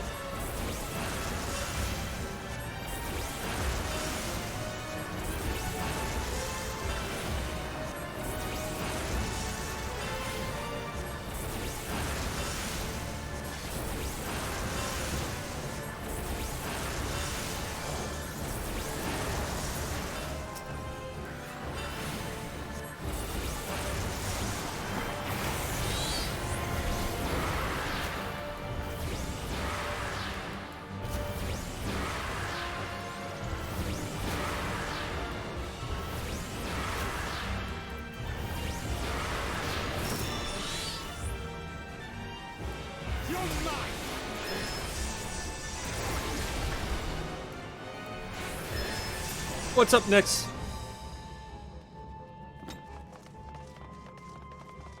The fuck is that thing? Disgusting is what it is, but...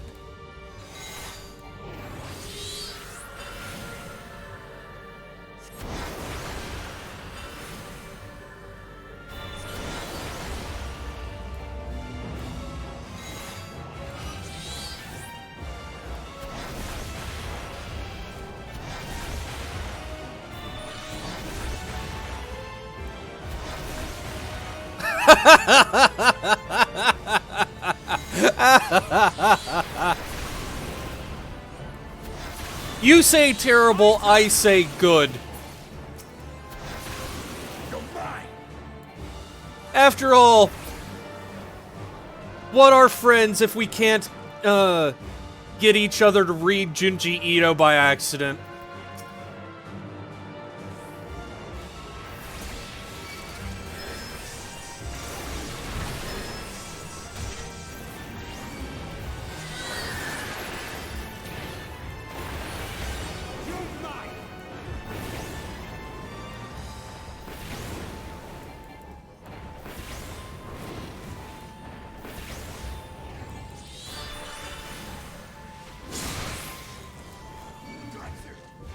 Heckin' hands. You underestimate me.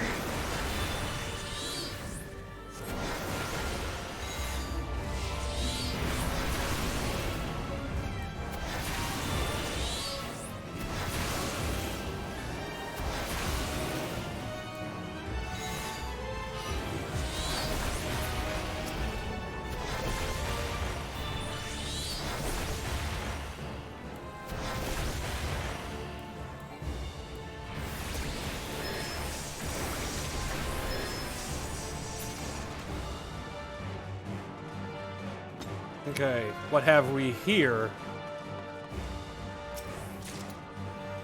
Ring of Healing. I'm getting a lot of the healer gear, which I am A-okay with.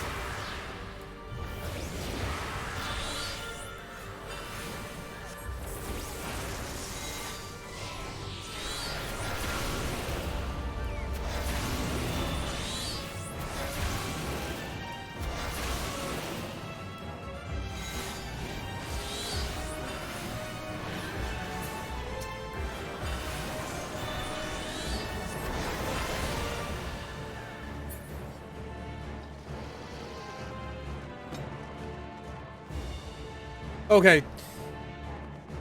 That's still kind of funny to me. Like,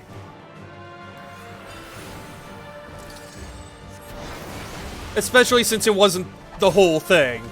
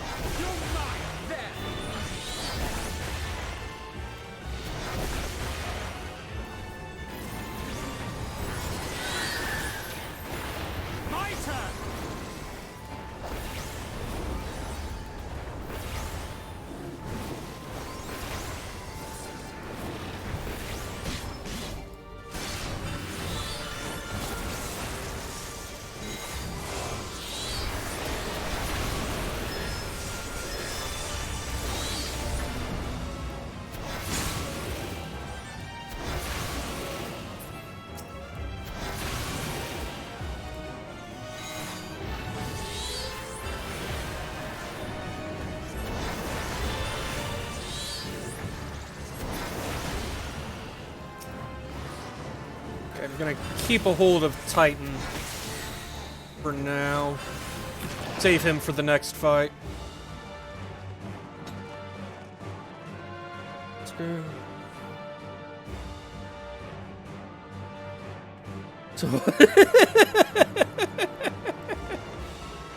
Yeah. Yeah. That's about right. Alright, Sandy. Do your worst.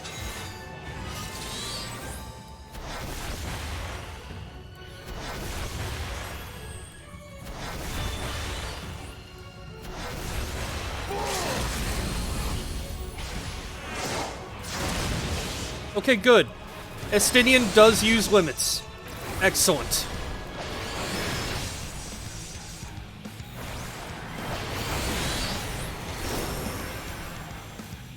That was the wrong spell. Oops.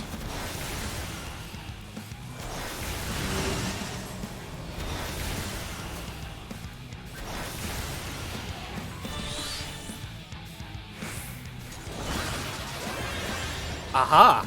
That's what that was do. Good thing I followed the harem.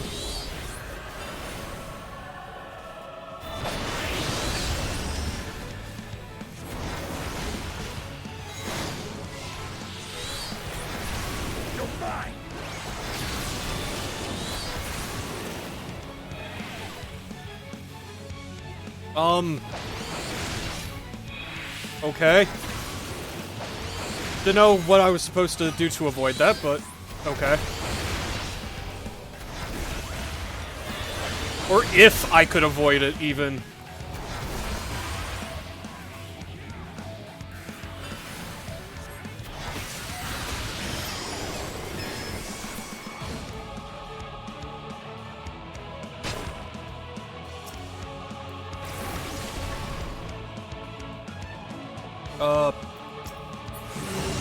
Okay.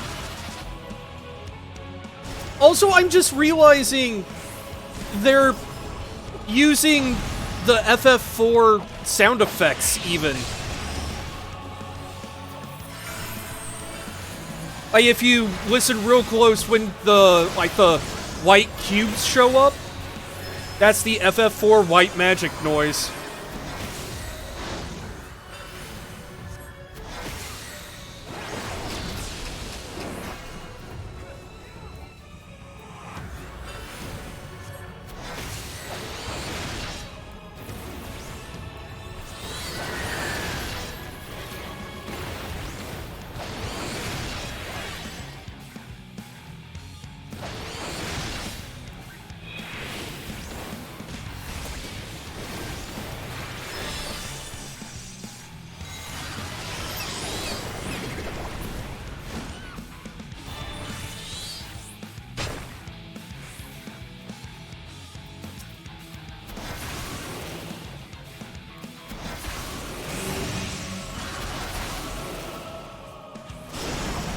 God dang it.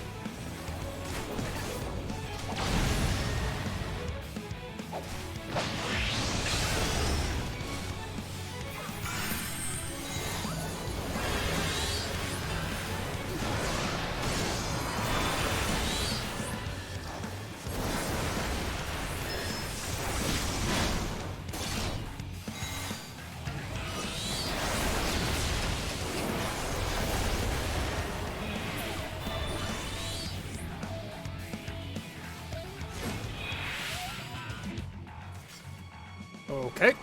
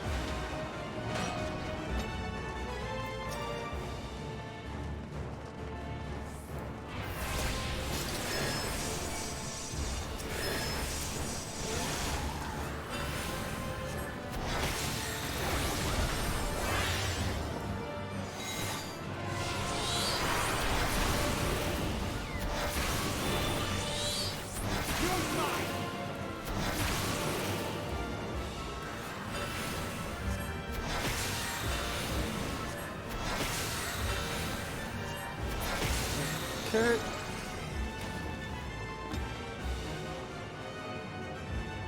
Oh, dang. That's a heck of a view. We are quite a ways up.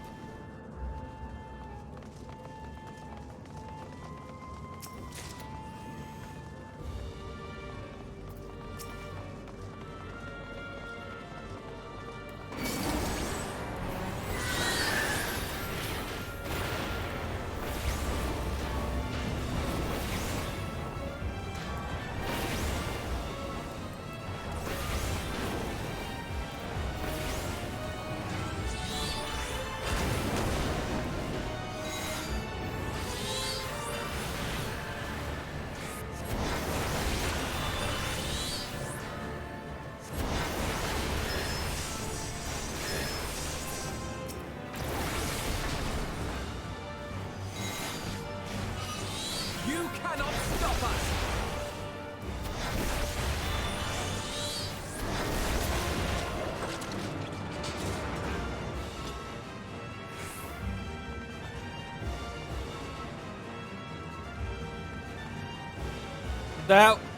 That looks ominous.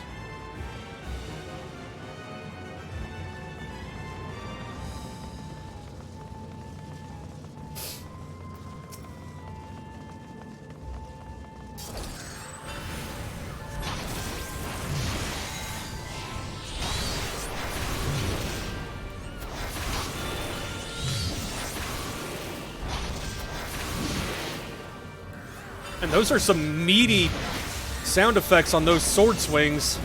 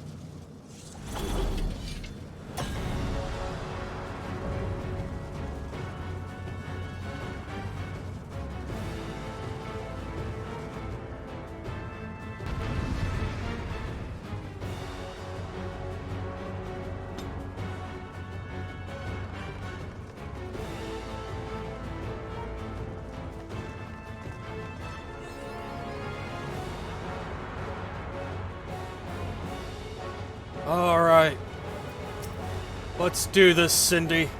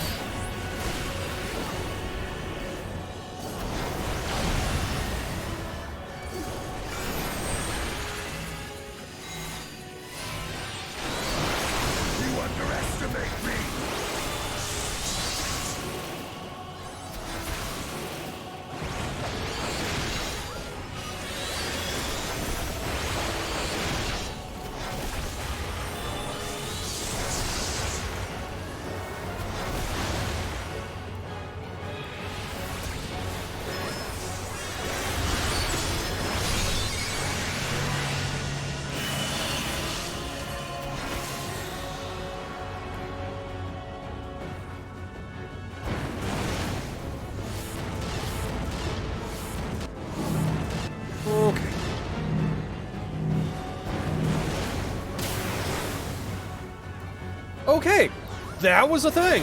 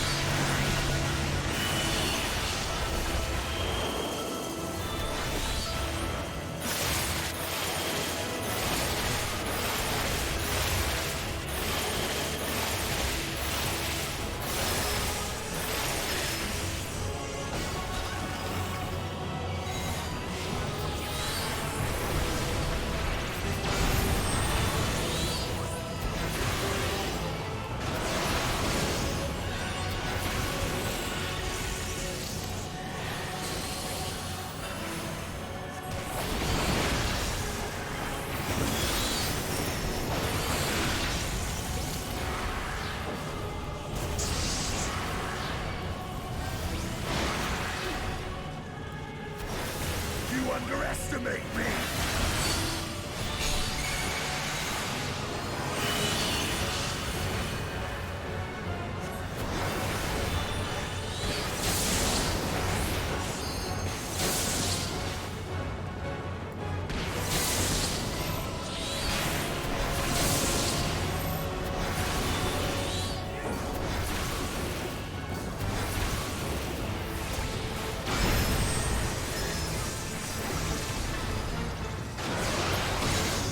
Okay, one down, the rest should be fairly simple.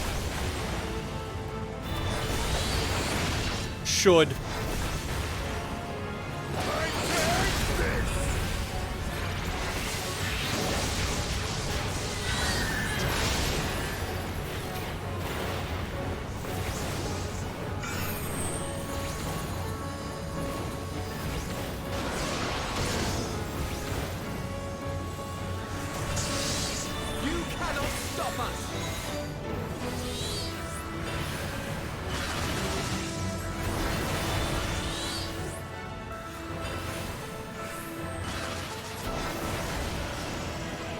This will hurt.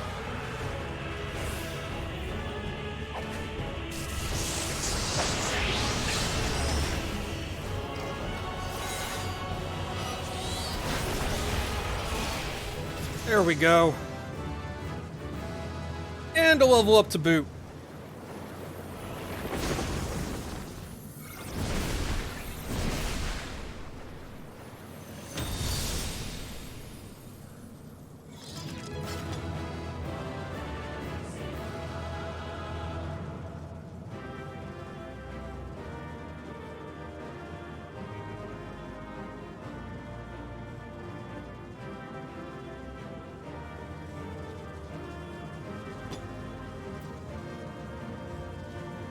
Outburst Mastery 2.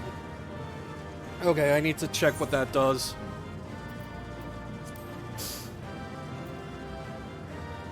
Enhances precious brilliance according to your current elemental. Oh! So now Ifrit Ifrit Titan and Gruta have variants on that. Nice. Sword and Shield. Okay.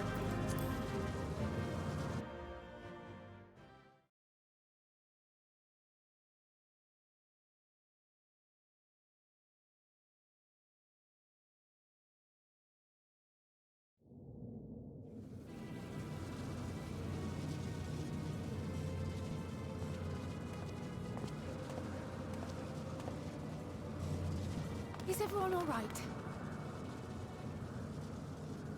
We fortified the captives with what magics we could. Have the defenses been disabled? All appears quiet for the moment. Well, we beat the shit out of everything, if that's what you mean.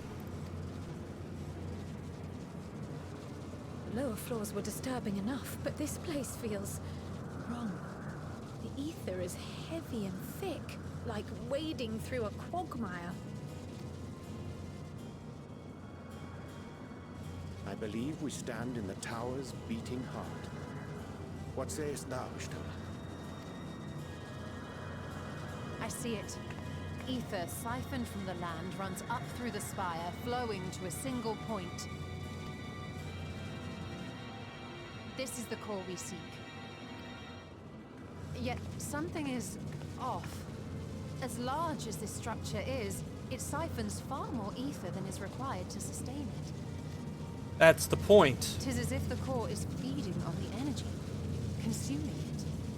I need to take a closer look.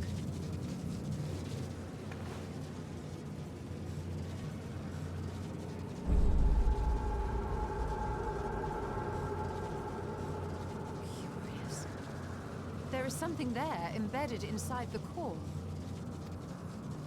Oh, I don't like the sound of that. A man's limb.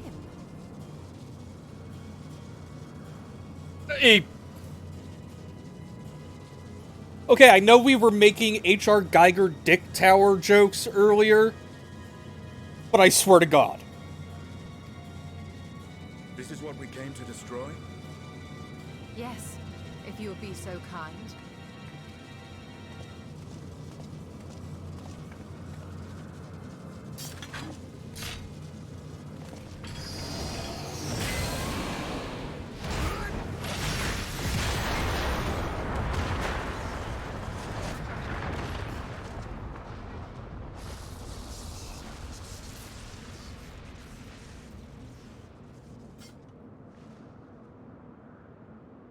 And that should be the end of it. Huh. Never that easy. What now? My theory that the tower might come crashing down following the core's destruction doth appear to be correct. And you're just now sharing that with us. For you. And how are we supposed to survive the fall?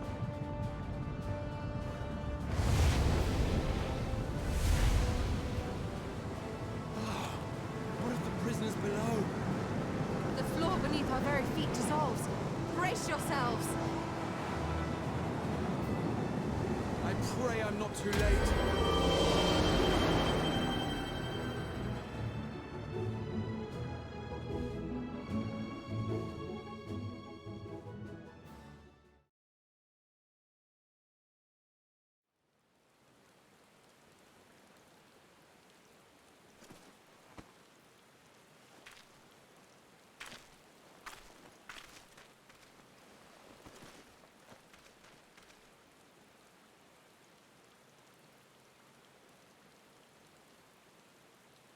Oh, what happened? Where are we?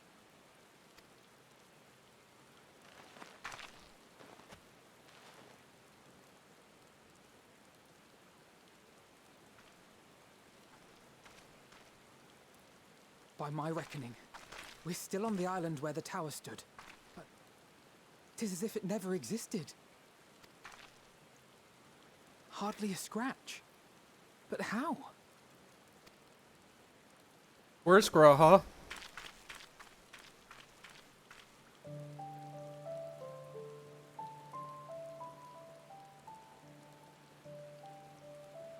Graha wove a levitation spell at the last moment. Large enough to catch everyone, it would seem.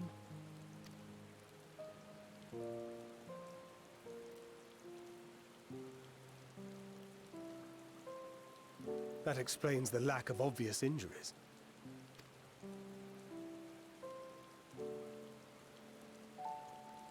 The expenditure of so much ether has taken its toll.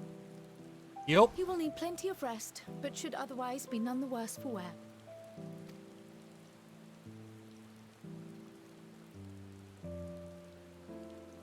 Oh, don't worry, I will chain him down. To do with our new friends here. They'll be much changed for their time in the tower. Even if their bodies are intact, I doubt we could say the same for their minds.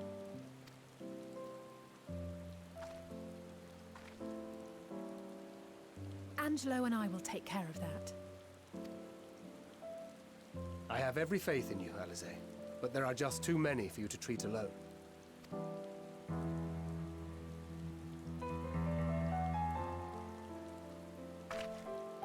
We'll send at once to Eorzea for more Porksies, and call on the local mages to lend a hand. Hail, Scions! We were watching the tower when it simply disappeared. What happened here? We blew it up. The threat is banished, and thy people delivered. They are, however, in need of treatment, and we of a secure locale and helping hands to assist us in its provision.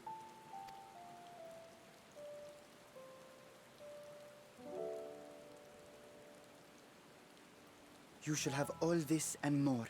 Come, let us convey these unfortunate souls to the city.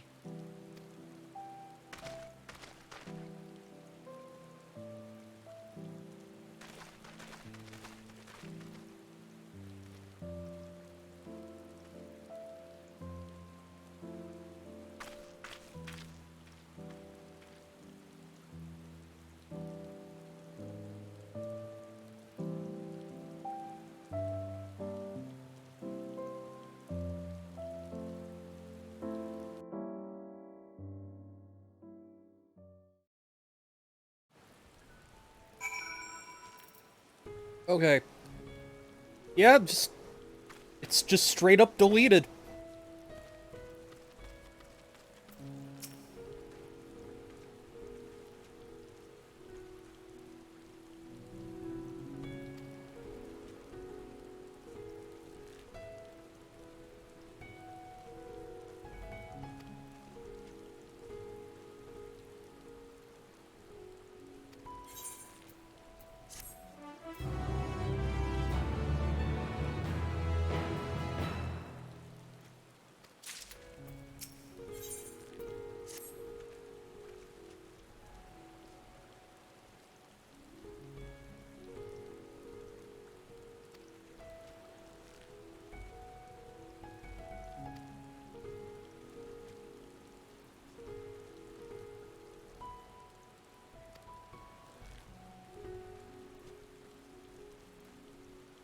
Best to fetch him before he's crammed into a specimen jar. Yeah.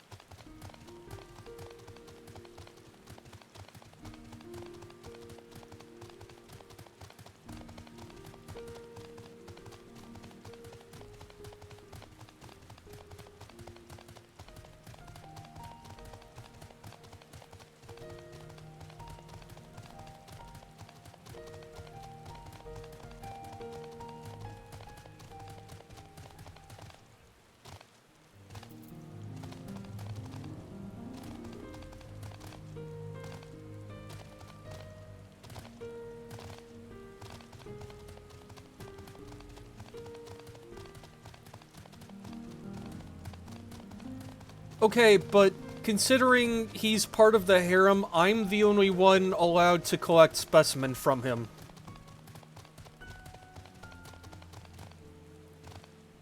Just saying.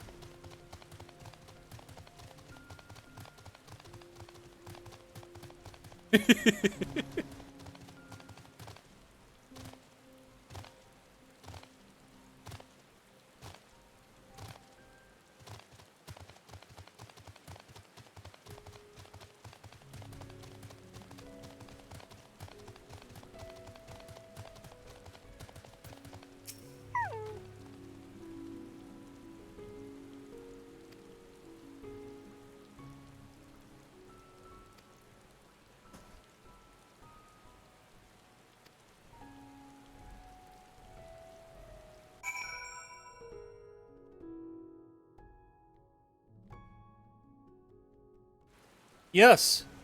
Yes. And Grahas.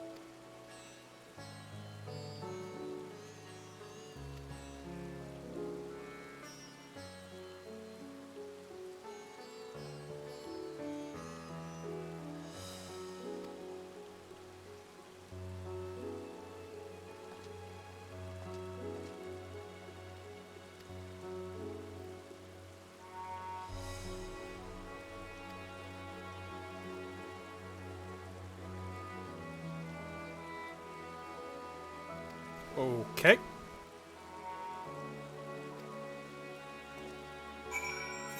We head up. So I'm going to immediately disregard and go elsewhere.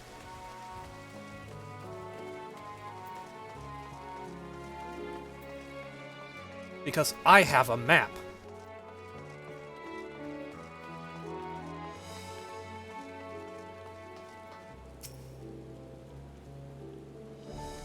Oh, I can't even attune to it? Boo.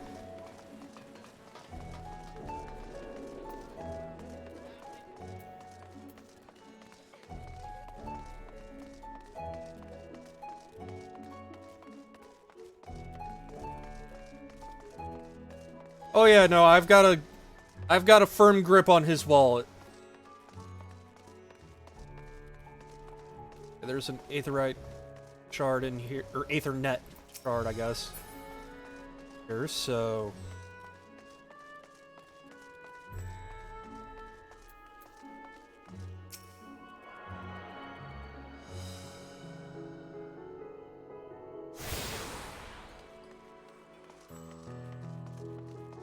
Okay. Actually gonna... Wait. That would probably despawn Destinian, so gotta walk back. Not that I mind. It's nice to just kind of take in the sights.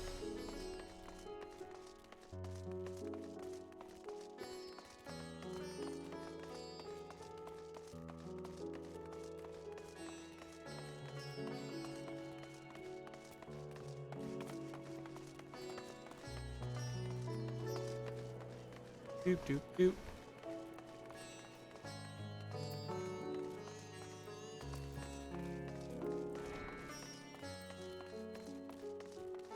Also, I have to wonder what's going through Estinian's head right now.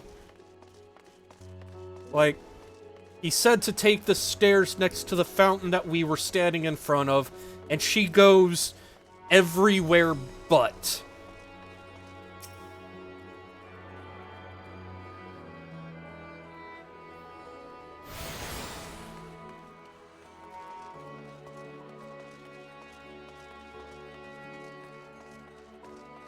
I gotta get those Aether Nut shards.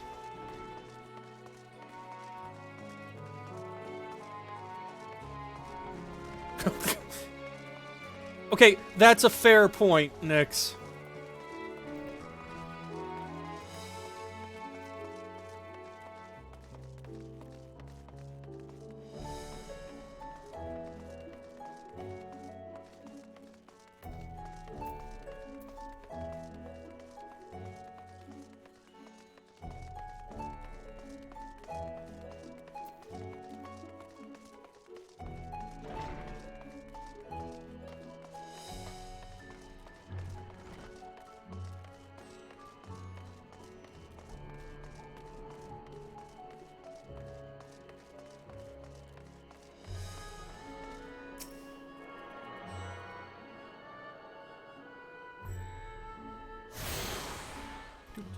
Do.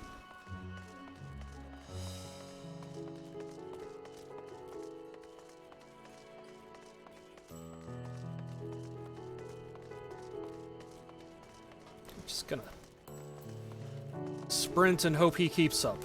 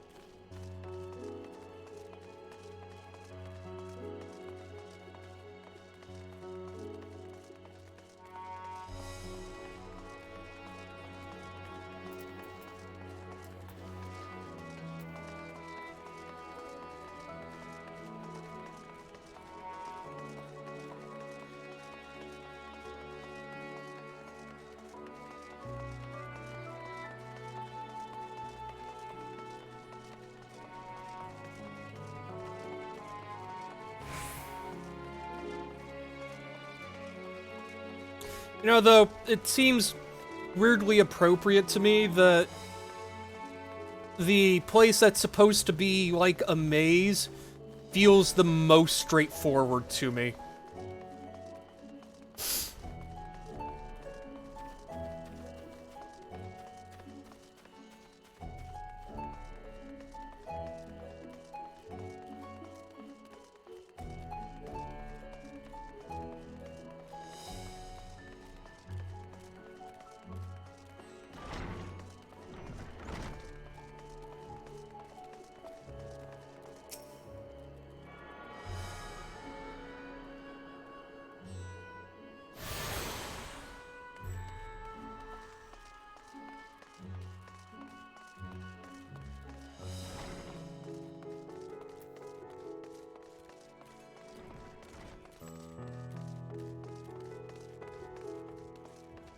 Here we are.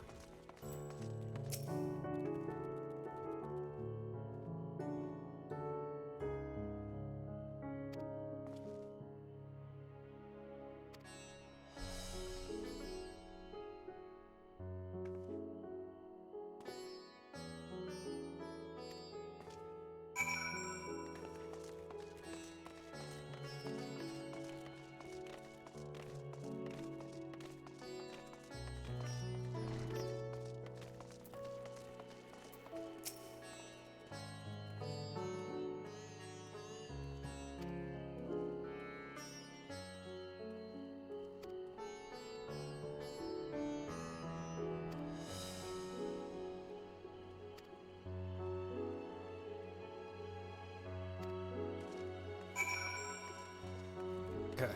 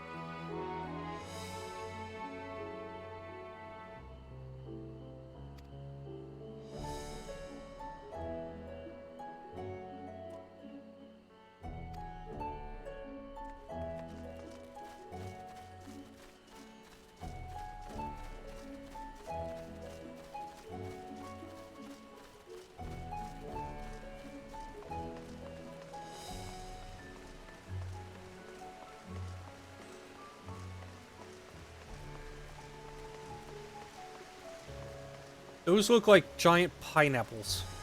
I know they're not, but they sure look it.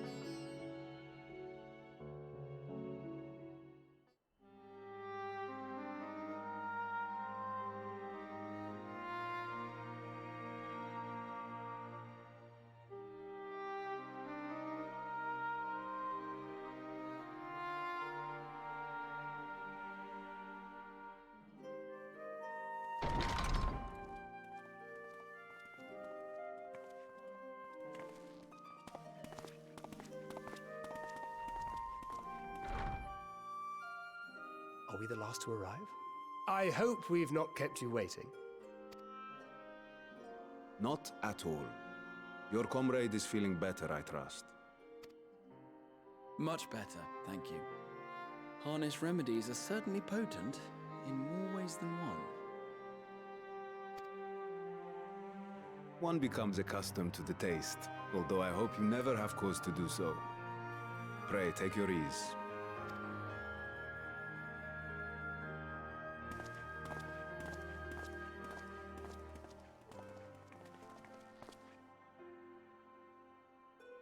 Full glad I am to see you all unharmed.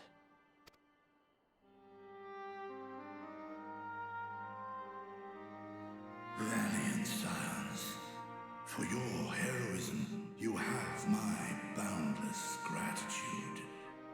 You cast down that dire tower and set free its hapless captives. You cleanse their souls of its corrupting influence. No words of thanks will suffice. In place of platitudes, I offer a bounty of warding scales. Pray accept your due reward, along with the goodwill of Radzat-Han.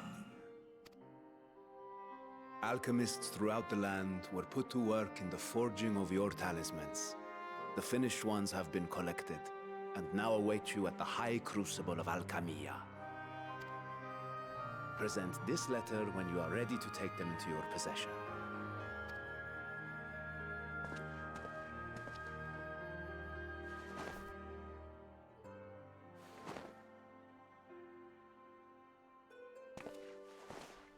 We are humbled by your generosity. Know that the inventive wisdom of Radzat-Han will be vital in restoring serenity to our star. Every single one of those scales came from you, didn't they? You must still be in such pain. Oh, damn. 'Tis of no moment. A mere annoyance compared to the dreadful suffering inflicted upon this land and its people.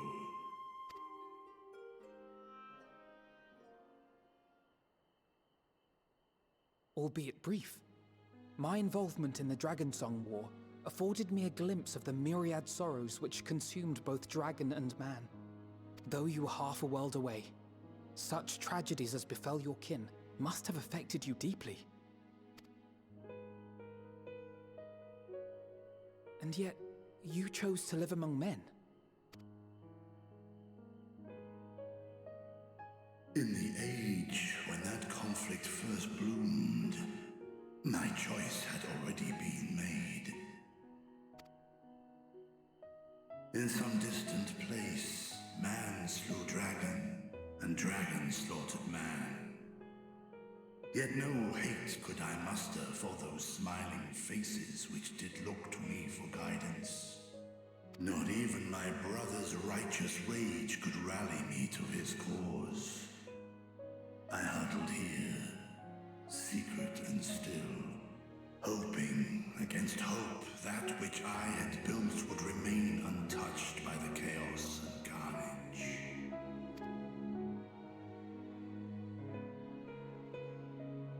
'Twould seem we share the same desire for peace, great Vritra.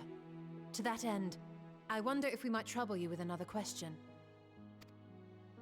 The Telophoroi are intent on recreating the final days, an apocalyptic event which we know to predate the sundering of the star. As the longest lived among us, know you aught of this terrible cataclysm?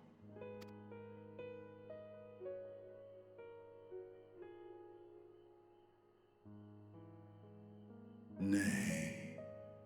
When war and strife drove my sire from his home, he crossed the great expanse with only our unhatched eggs as company. He alighted upon a shattered source, its 13 reflections long since scattered beyond the rift. Of events preceding his arrival, he knoweth naught, save that which Hydralin hath deigned to disclose. I see. So again, 'tis the inscrutable Hydaelyn to whom you must look for answers.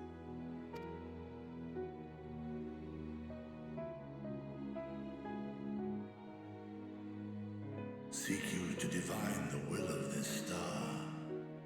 If so, I have a tale which may afford you some small comfort. 'Tis a story from my youth, many years ago. To my sire, I once posed the question, of all the stars in the sky, why didst thou settle upon this one? To which Midgardsummer did reply, 'twas the last bastion of hope. He believed so long as Hydaelyn endured, so too might dragonkind. Solemn and portentous were his words. What deeper meaning they held, I could not, dared not pursue.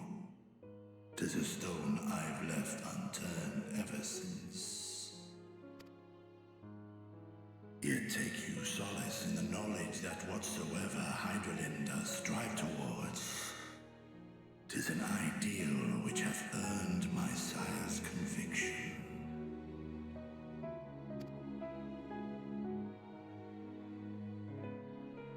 Thank you, Vritra. You've given us warm reassurance in a world gripped by cold uncertainty. While I'm sure we all have a great many questions, I think it's time we collect the talismans and be on our way. Our fight against the Telophoroi is far from finished.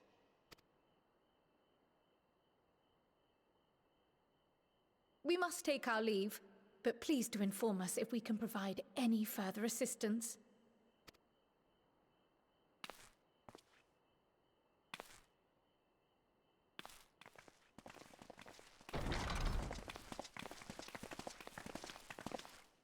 Prithee, a moment.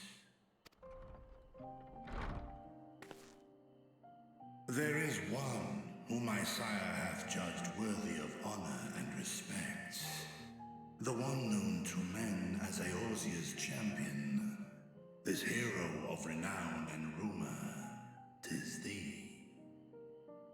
Did the fact that I can ride a corporeal manifestation of your dad's younger self give it away?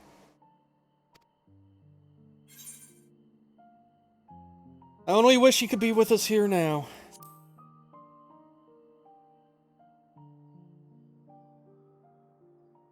I know of his clash with Omega, and the long slumber which was his price. Yet even closed in sleep, my father's eyes are far from blind. He is watching over thee, watching over this world. 'Twas a revelation most pleasing that thou, a child of man, had gained Midgardsummer's trust. But alongside mine elation runneth a rivulet of dread. For upon thy life's reel wind too many threads of fate, power, weal enmeshed with woe. Amidst this tangled knot, thou shalt know no rest. 'Tis an endless confluence of forces, a struggle without surcease.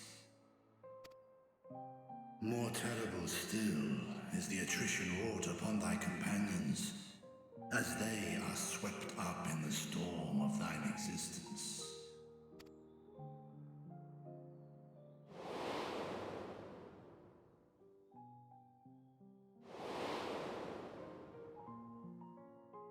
Yeah, just give me a flashback of everyone who's died. Sure.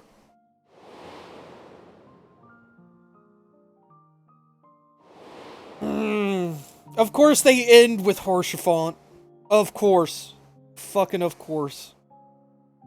Take heart and protect them well. They will be your strength and your salvation. The hope thou wilt need come the end. Even cowering behind my curtain, I know the suffering of the powerful. I have watched my siblings driven mad by loss.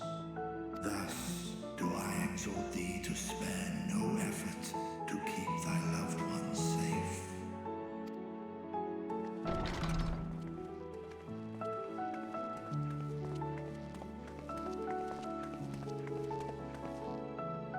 Apologies.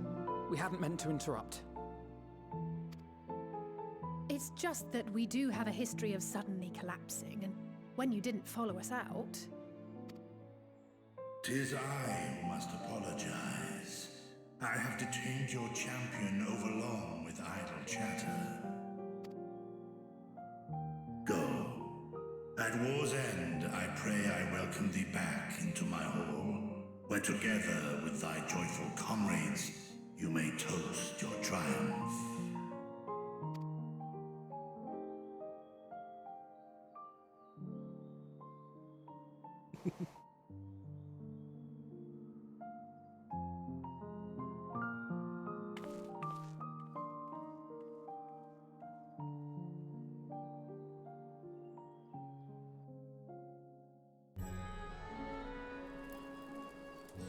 That got me more emotional than I expected to be.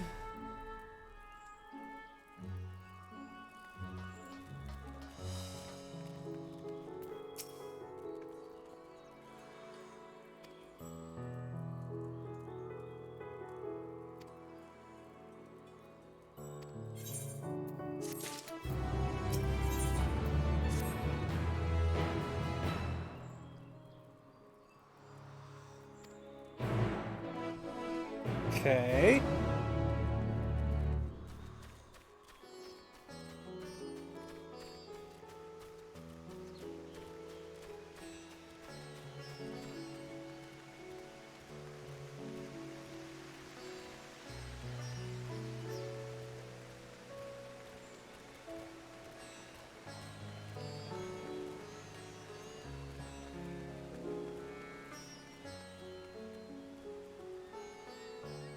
Oh no. Hope you feel better, Nyx.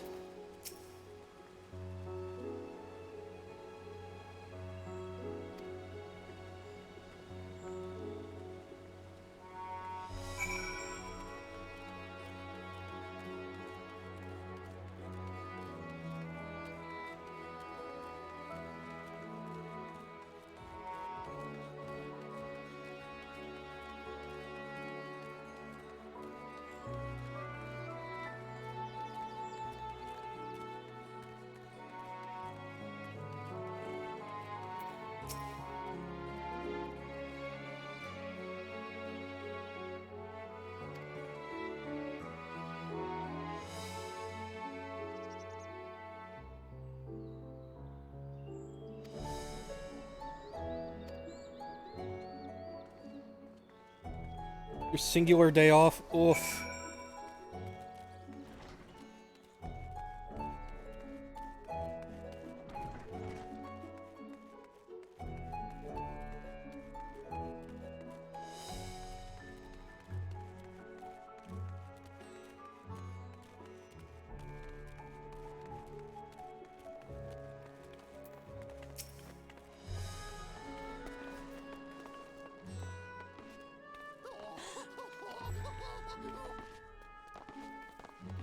the fuck was that voice clip?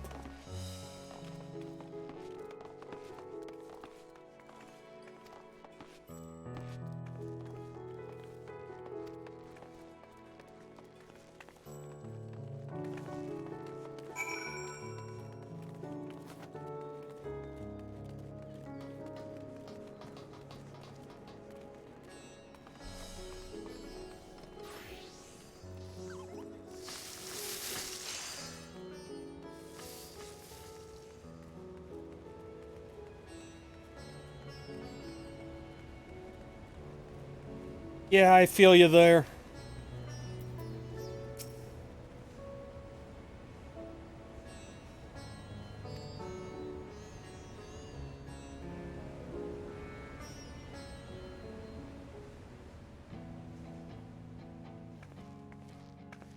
These are the talismans we were promised.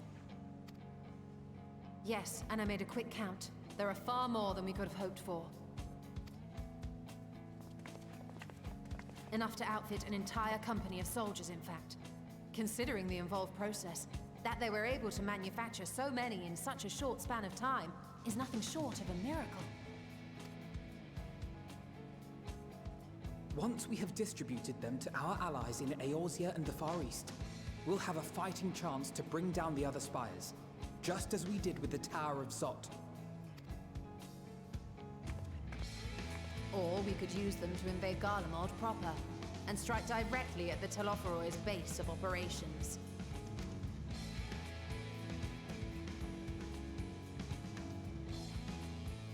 Of course, we would need to consult with various Alliance leaders before such a drastic measure could even be contemplated. To which end, I could set out forthwith and present the idea to each of our allies in person. Pray allow me to undertake some few of those journeys. I find myself restless and in need of purposeful duties. I can head eastward. Bosnia and Dalmasca are just a short hop from here. And Doma's shinobi network should come in handy for passing on the word. We shall share the burden then. Meanwhile, I think it best that you and the others take the talismans back to the Baldessian Annex. We must keep them safe and secure until we've decided upon a course of action.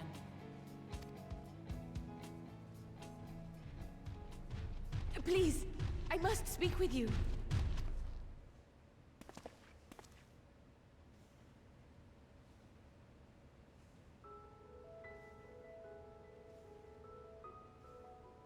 Nidana, you're awake. Yes. When I spoke with the carer at my bedside, she told me that one of the scions, a young woman, had cleansed me of the tower's corruption. It seems I'd been asleep ever since the treatment. But when I awoke and learned you were all still here, I knew I had to come.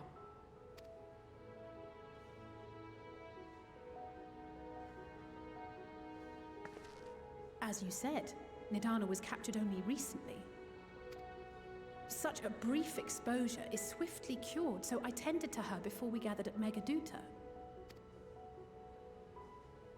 And I am truly grateful that you did. I cannot thank you enough. All of you, for everything you've done. Destroying the tower, rescuing our people. You've saved Thavnair from an awful fate.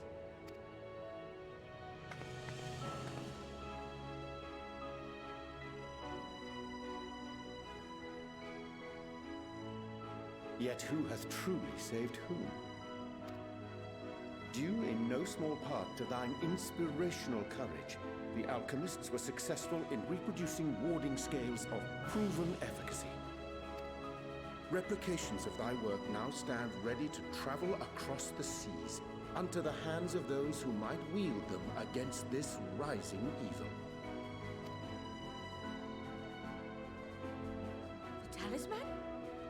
Is this true?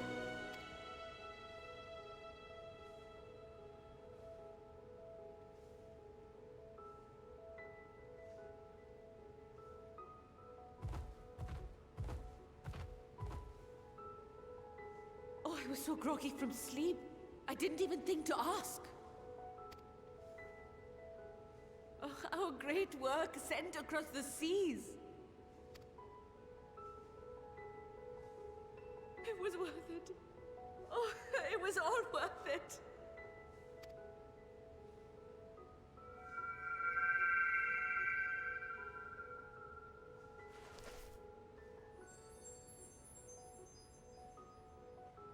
Look at that. Its color is completely changed.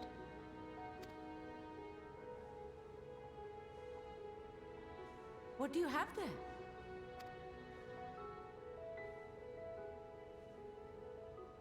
How unusual.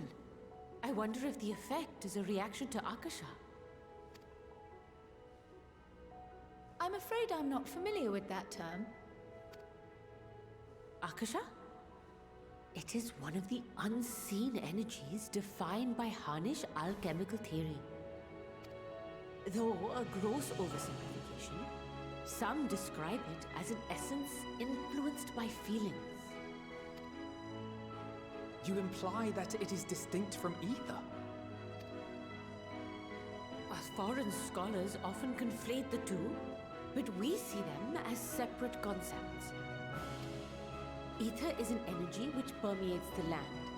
It exists within animals, objects, even the air we breathe, affecting all through which it flows. Akasha, on the other hand, exists in a domain beyond our reach. A gift bestowed from on high, or torn from the heavens in some traditions. Akasha can neither be created nor destroyed. It is beyond our power to purposefully alter or manipulate. The only thing observed to influence it is an abundance of, I want to say, spiritual emotion. As a veteran of the battlefield, surely you've experienced moments of desperation or exaltation when you've transcended the usual limits of your capabilities. That is a manifestation of Akasha, the invisible essence harnessed by heart, mind, and unyielding spirit. Wait, are we actually getting an in-universe explanation for limit breaks? Because that's kind of awesome. I really must hear more about this theory. Our disciplines are based entirely upon the idea that ether is the fundamental form of all energy. I'm glad my haphazard explanation has piqued your interest. But even for us, Akasha is a somewhat abstract field of study. A lack of practical application lends itself poorly to formalized research. Which is why my analysis of your flower can amount to little more than idle speculation. I am sorry. Nonsense! You have nothing to be sorry for. Your insight is much appreciated.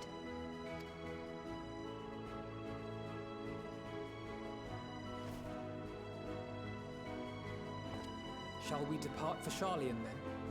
I will see to it that the talismans arrive at the Annex. And we will be in touch once our talks are concluded. I suggest you rest while you can. From here onward, sleep is bound to be in short supply. Implying that I ever sleep normally.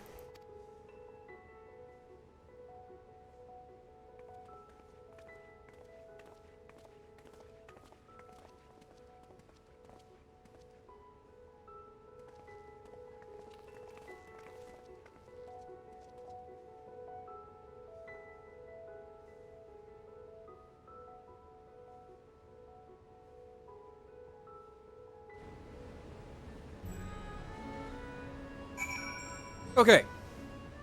I think that is where I'm going to call things for tonight. Because, like, I need to actually run some errands before things close. And, yeah. Hopefully, though, tonight is a sign of things to come, and the queue times are going to be a lot shorter, letting me stream this more frequently. In the meantime, thank you all for coming and hanging out. And I will hopefully be back with more tomorrow. Until then, y'all have an excellent evening, take care, and I will catch you all next time.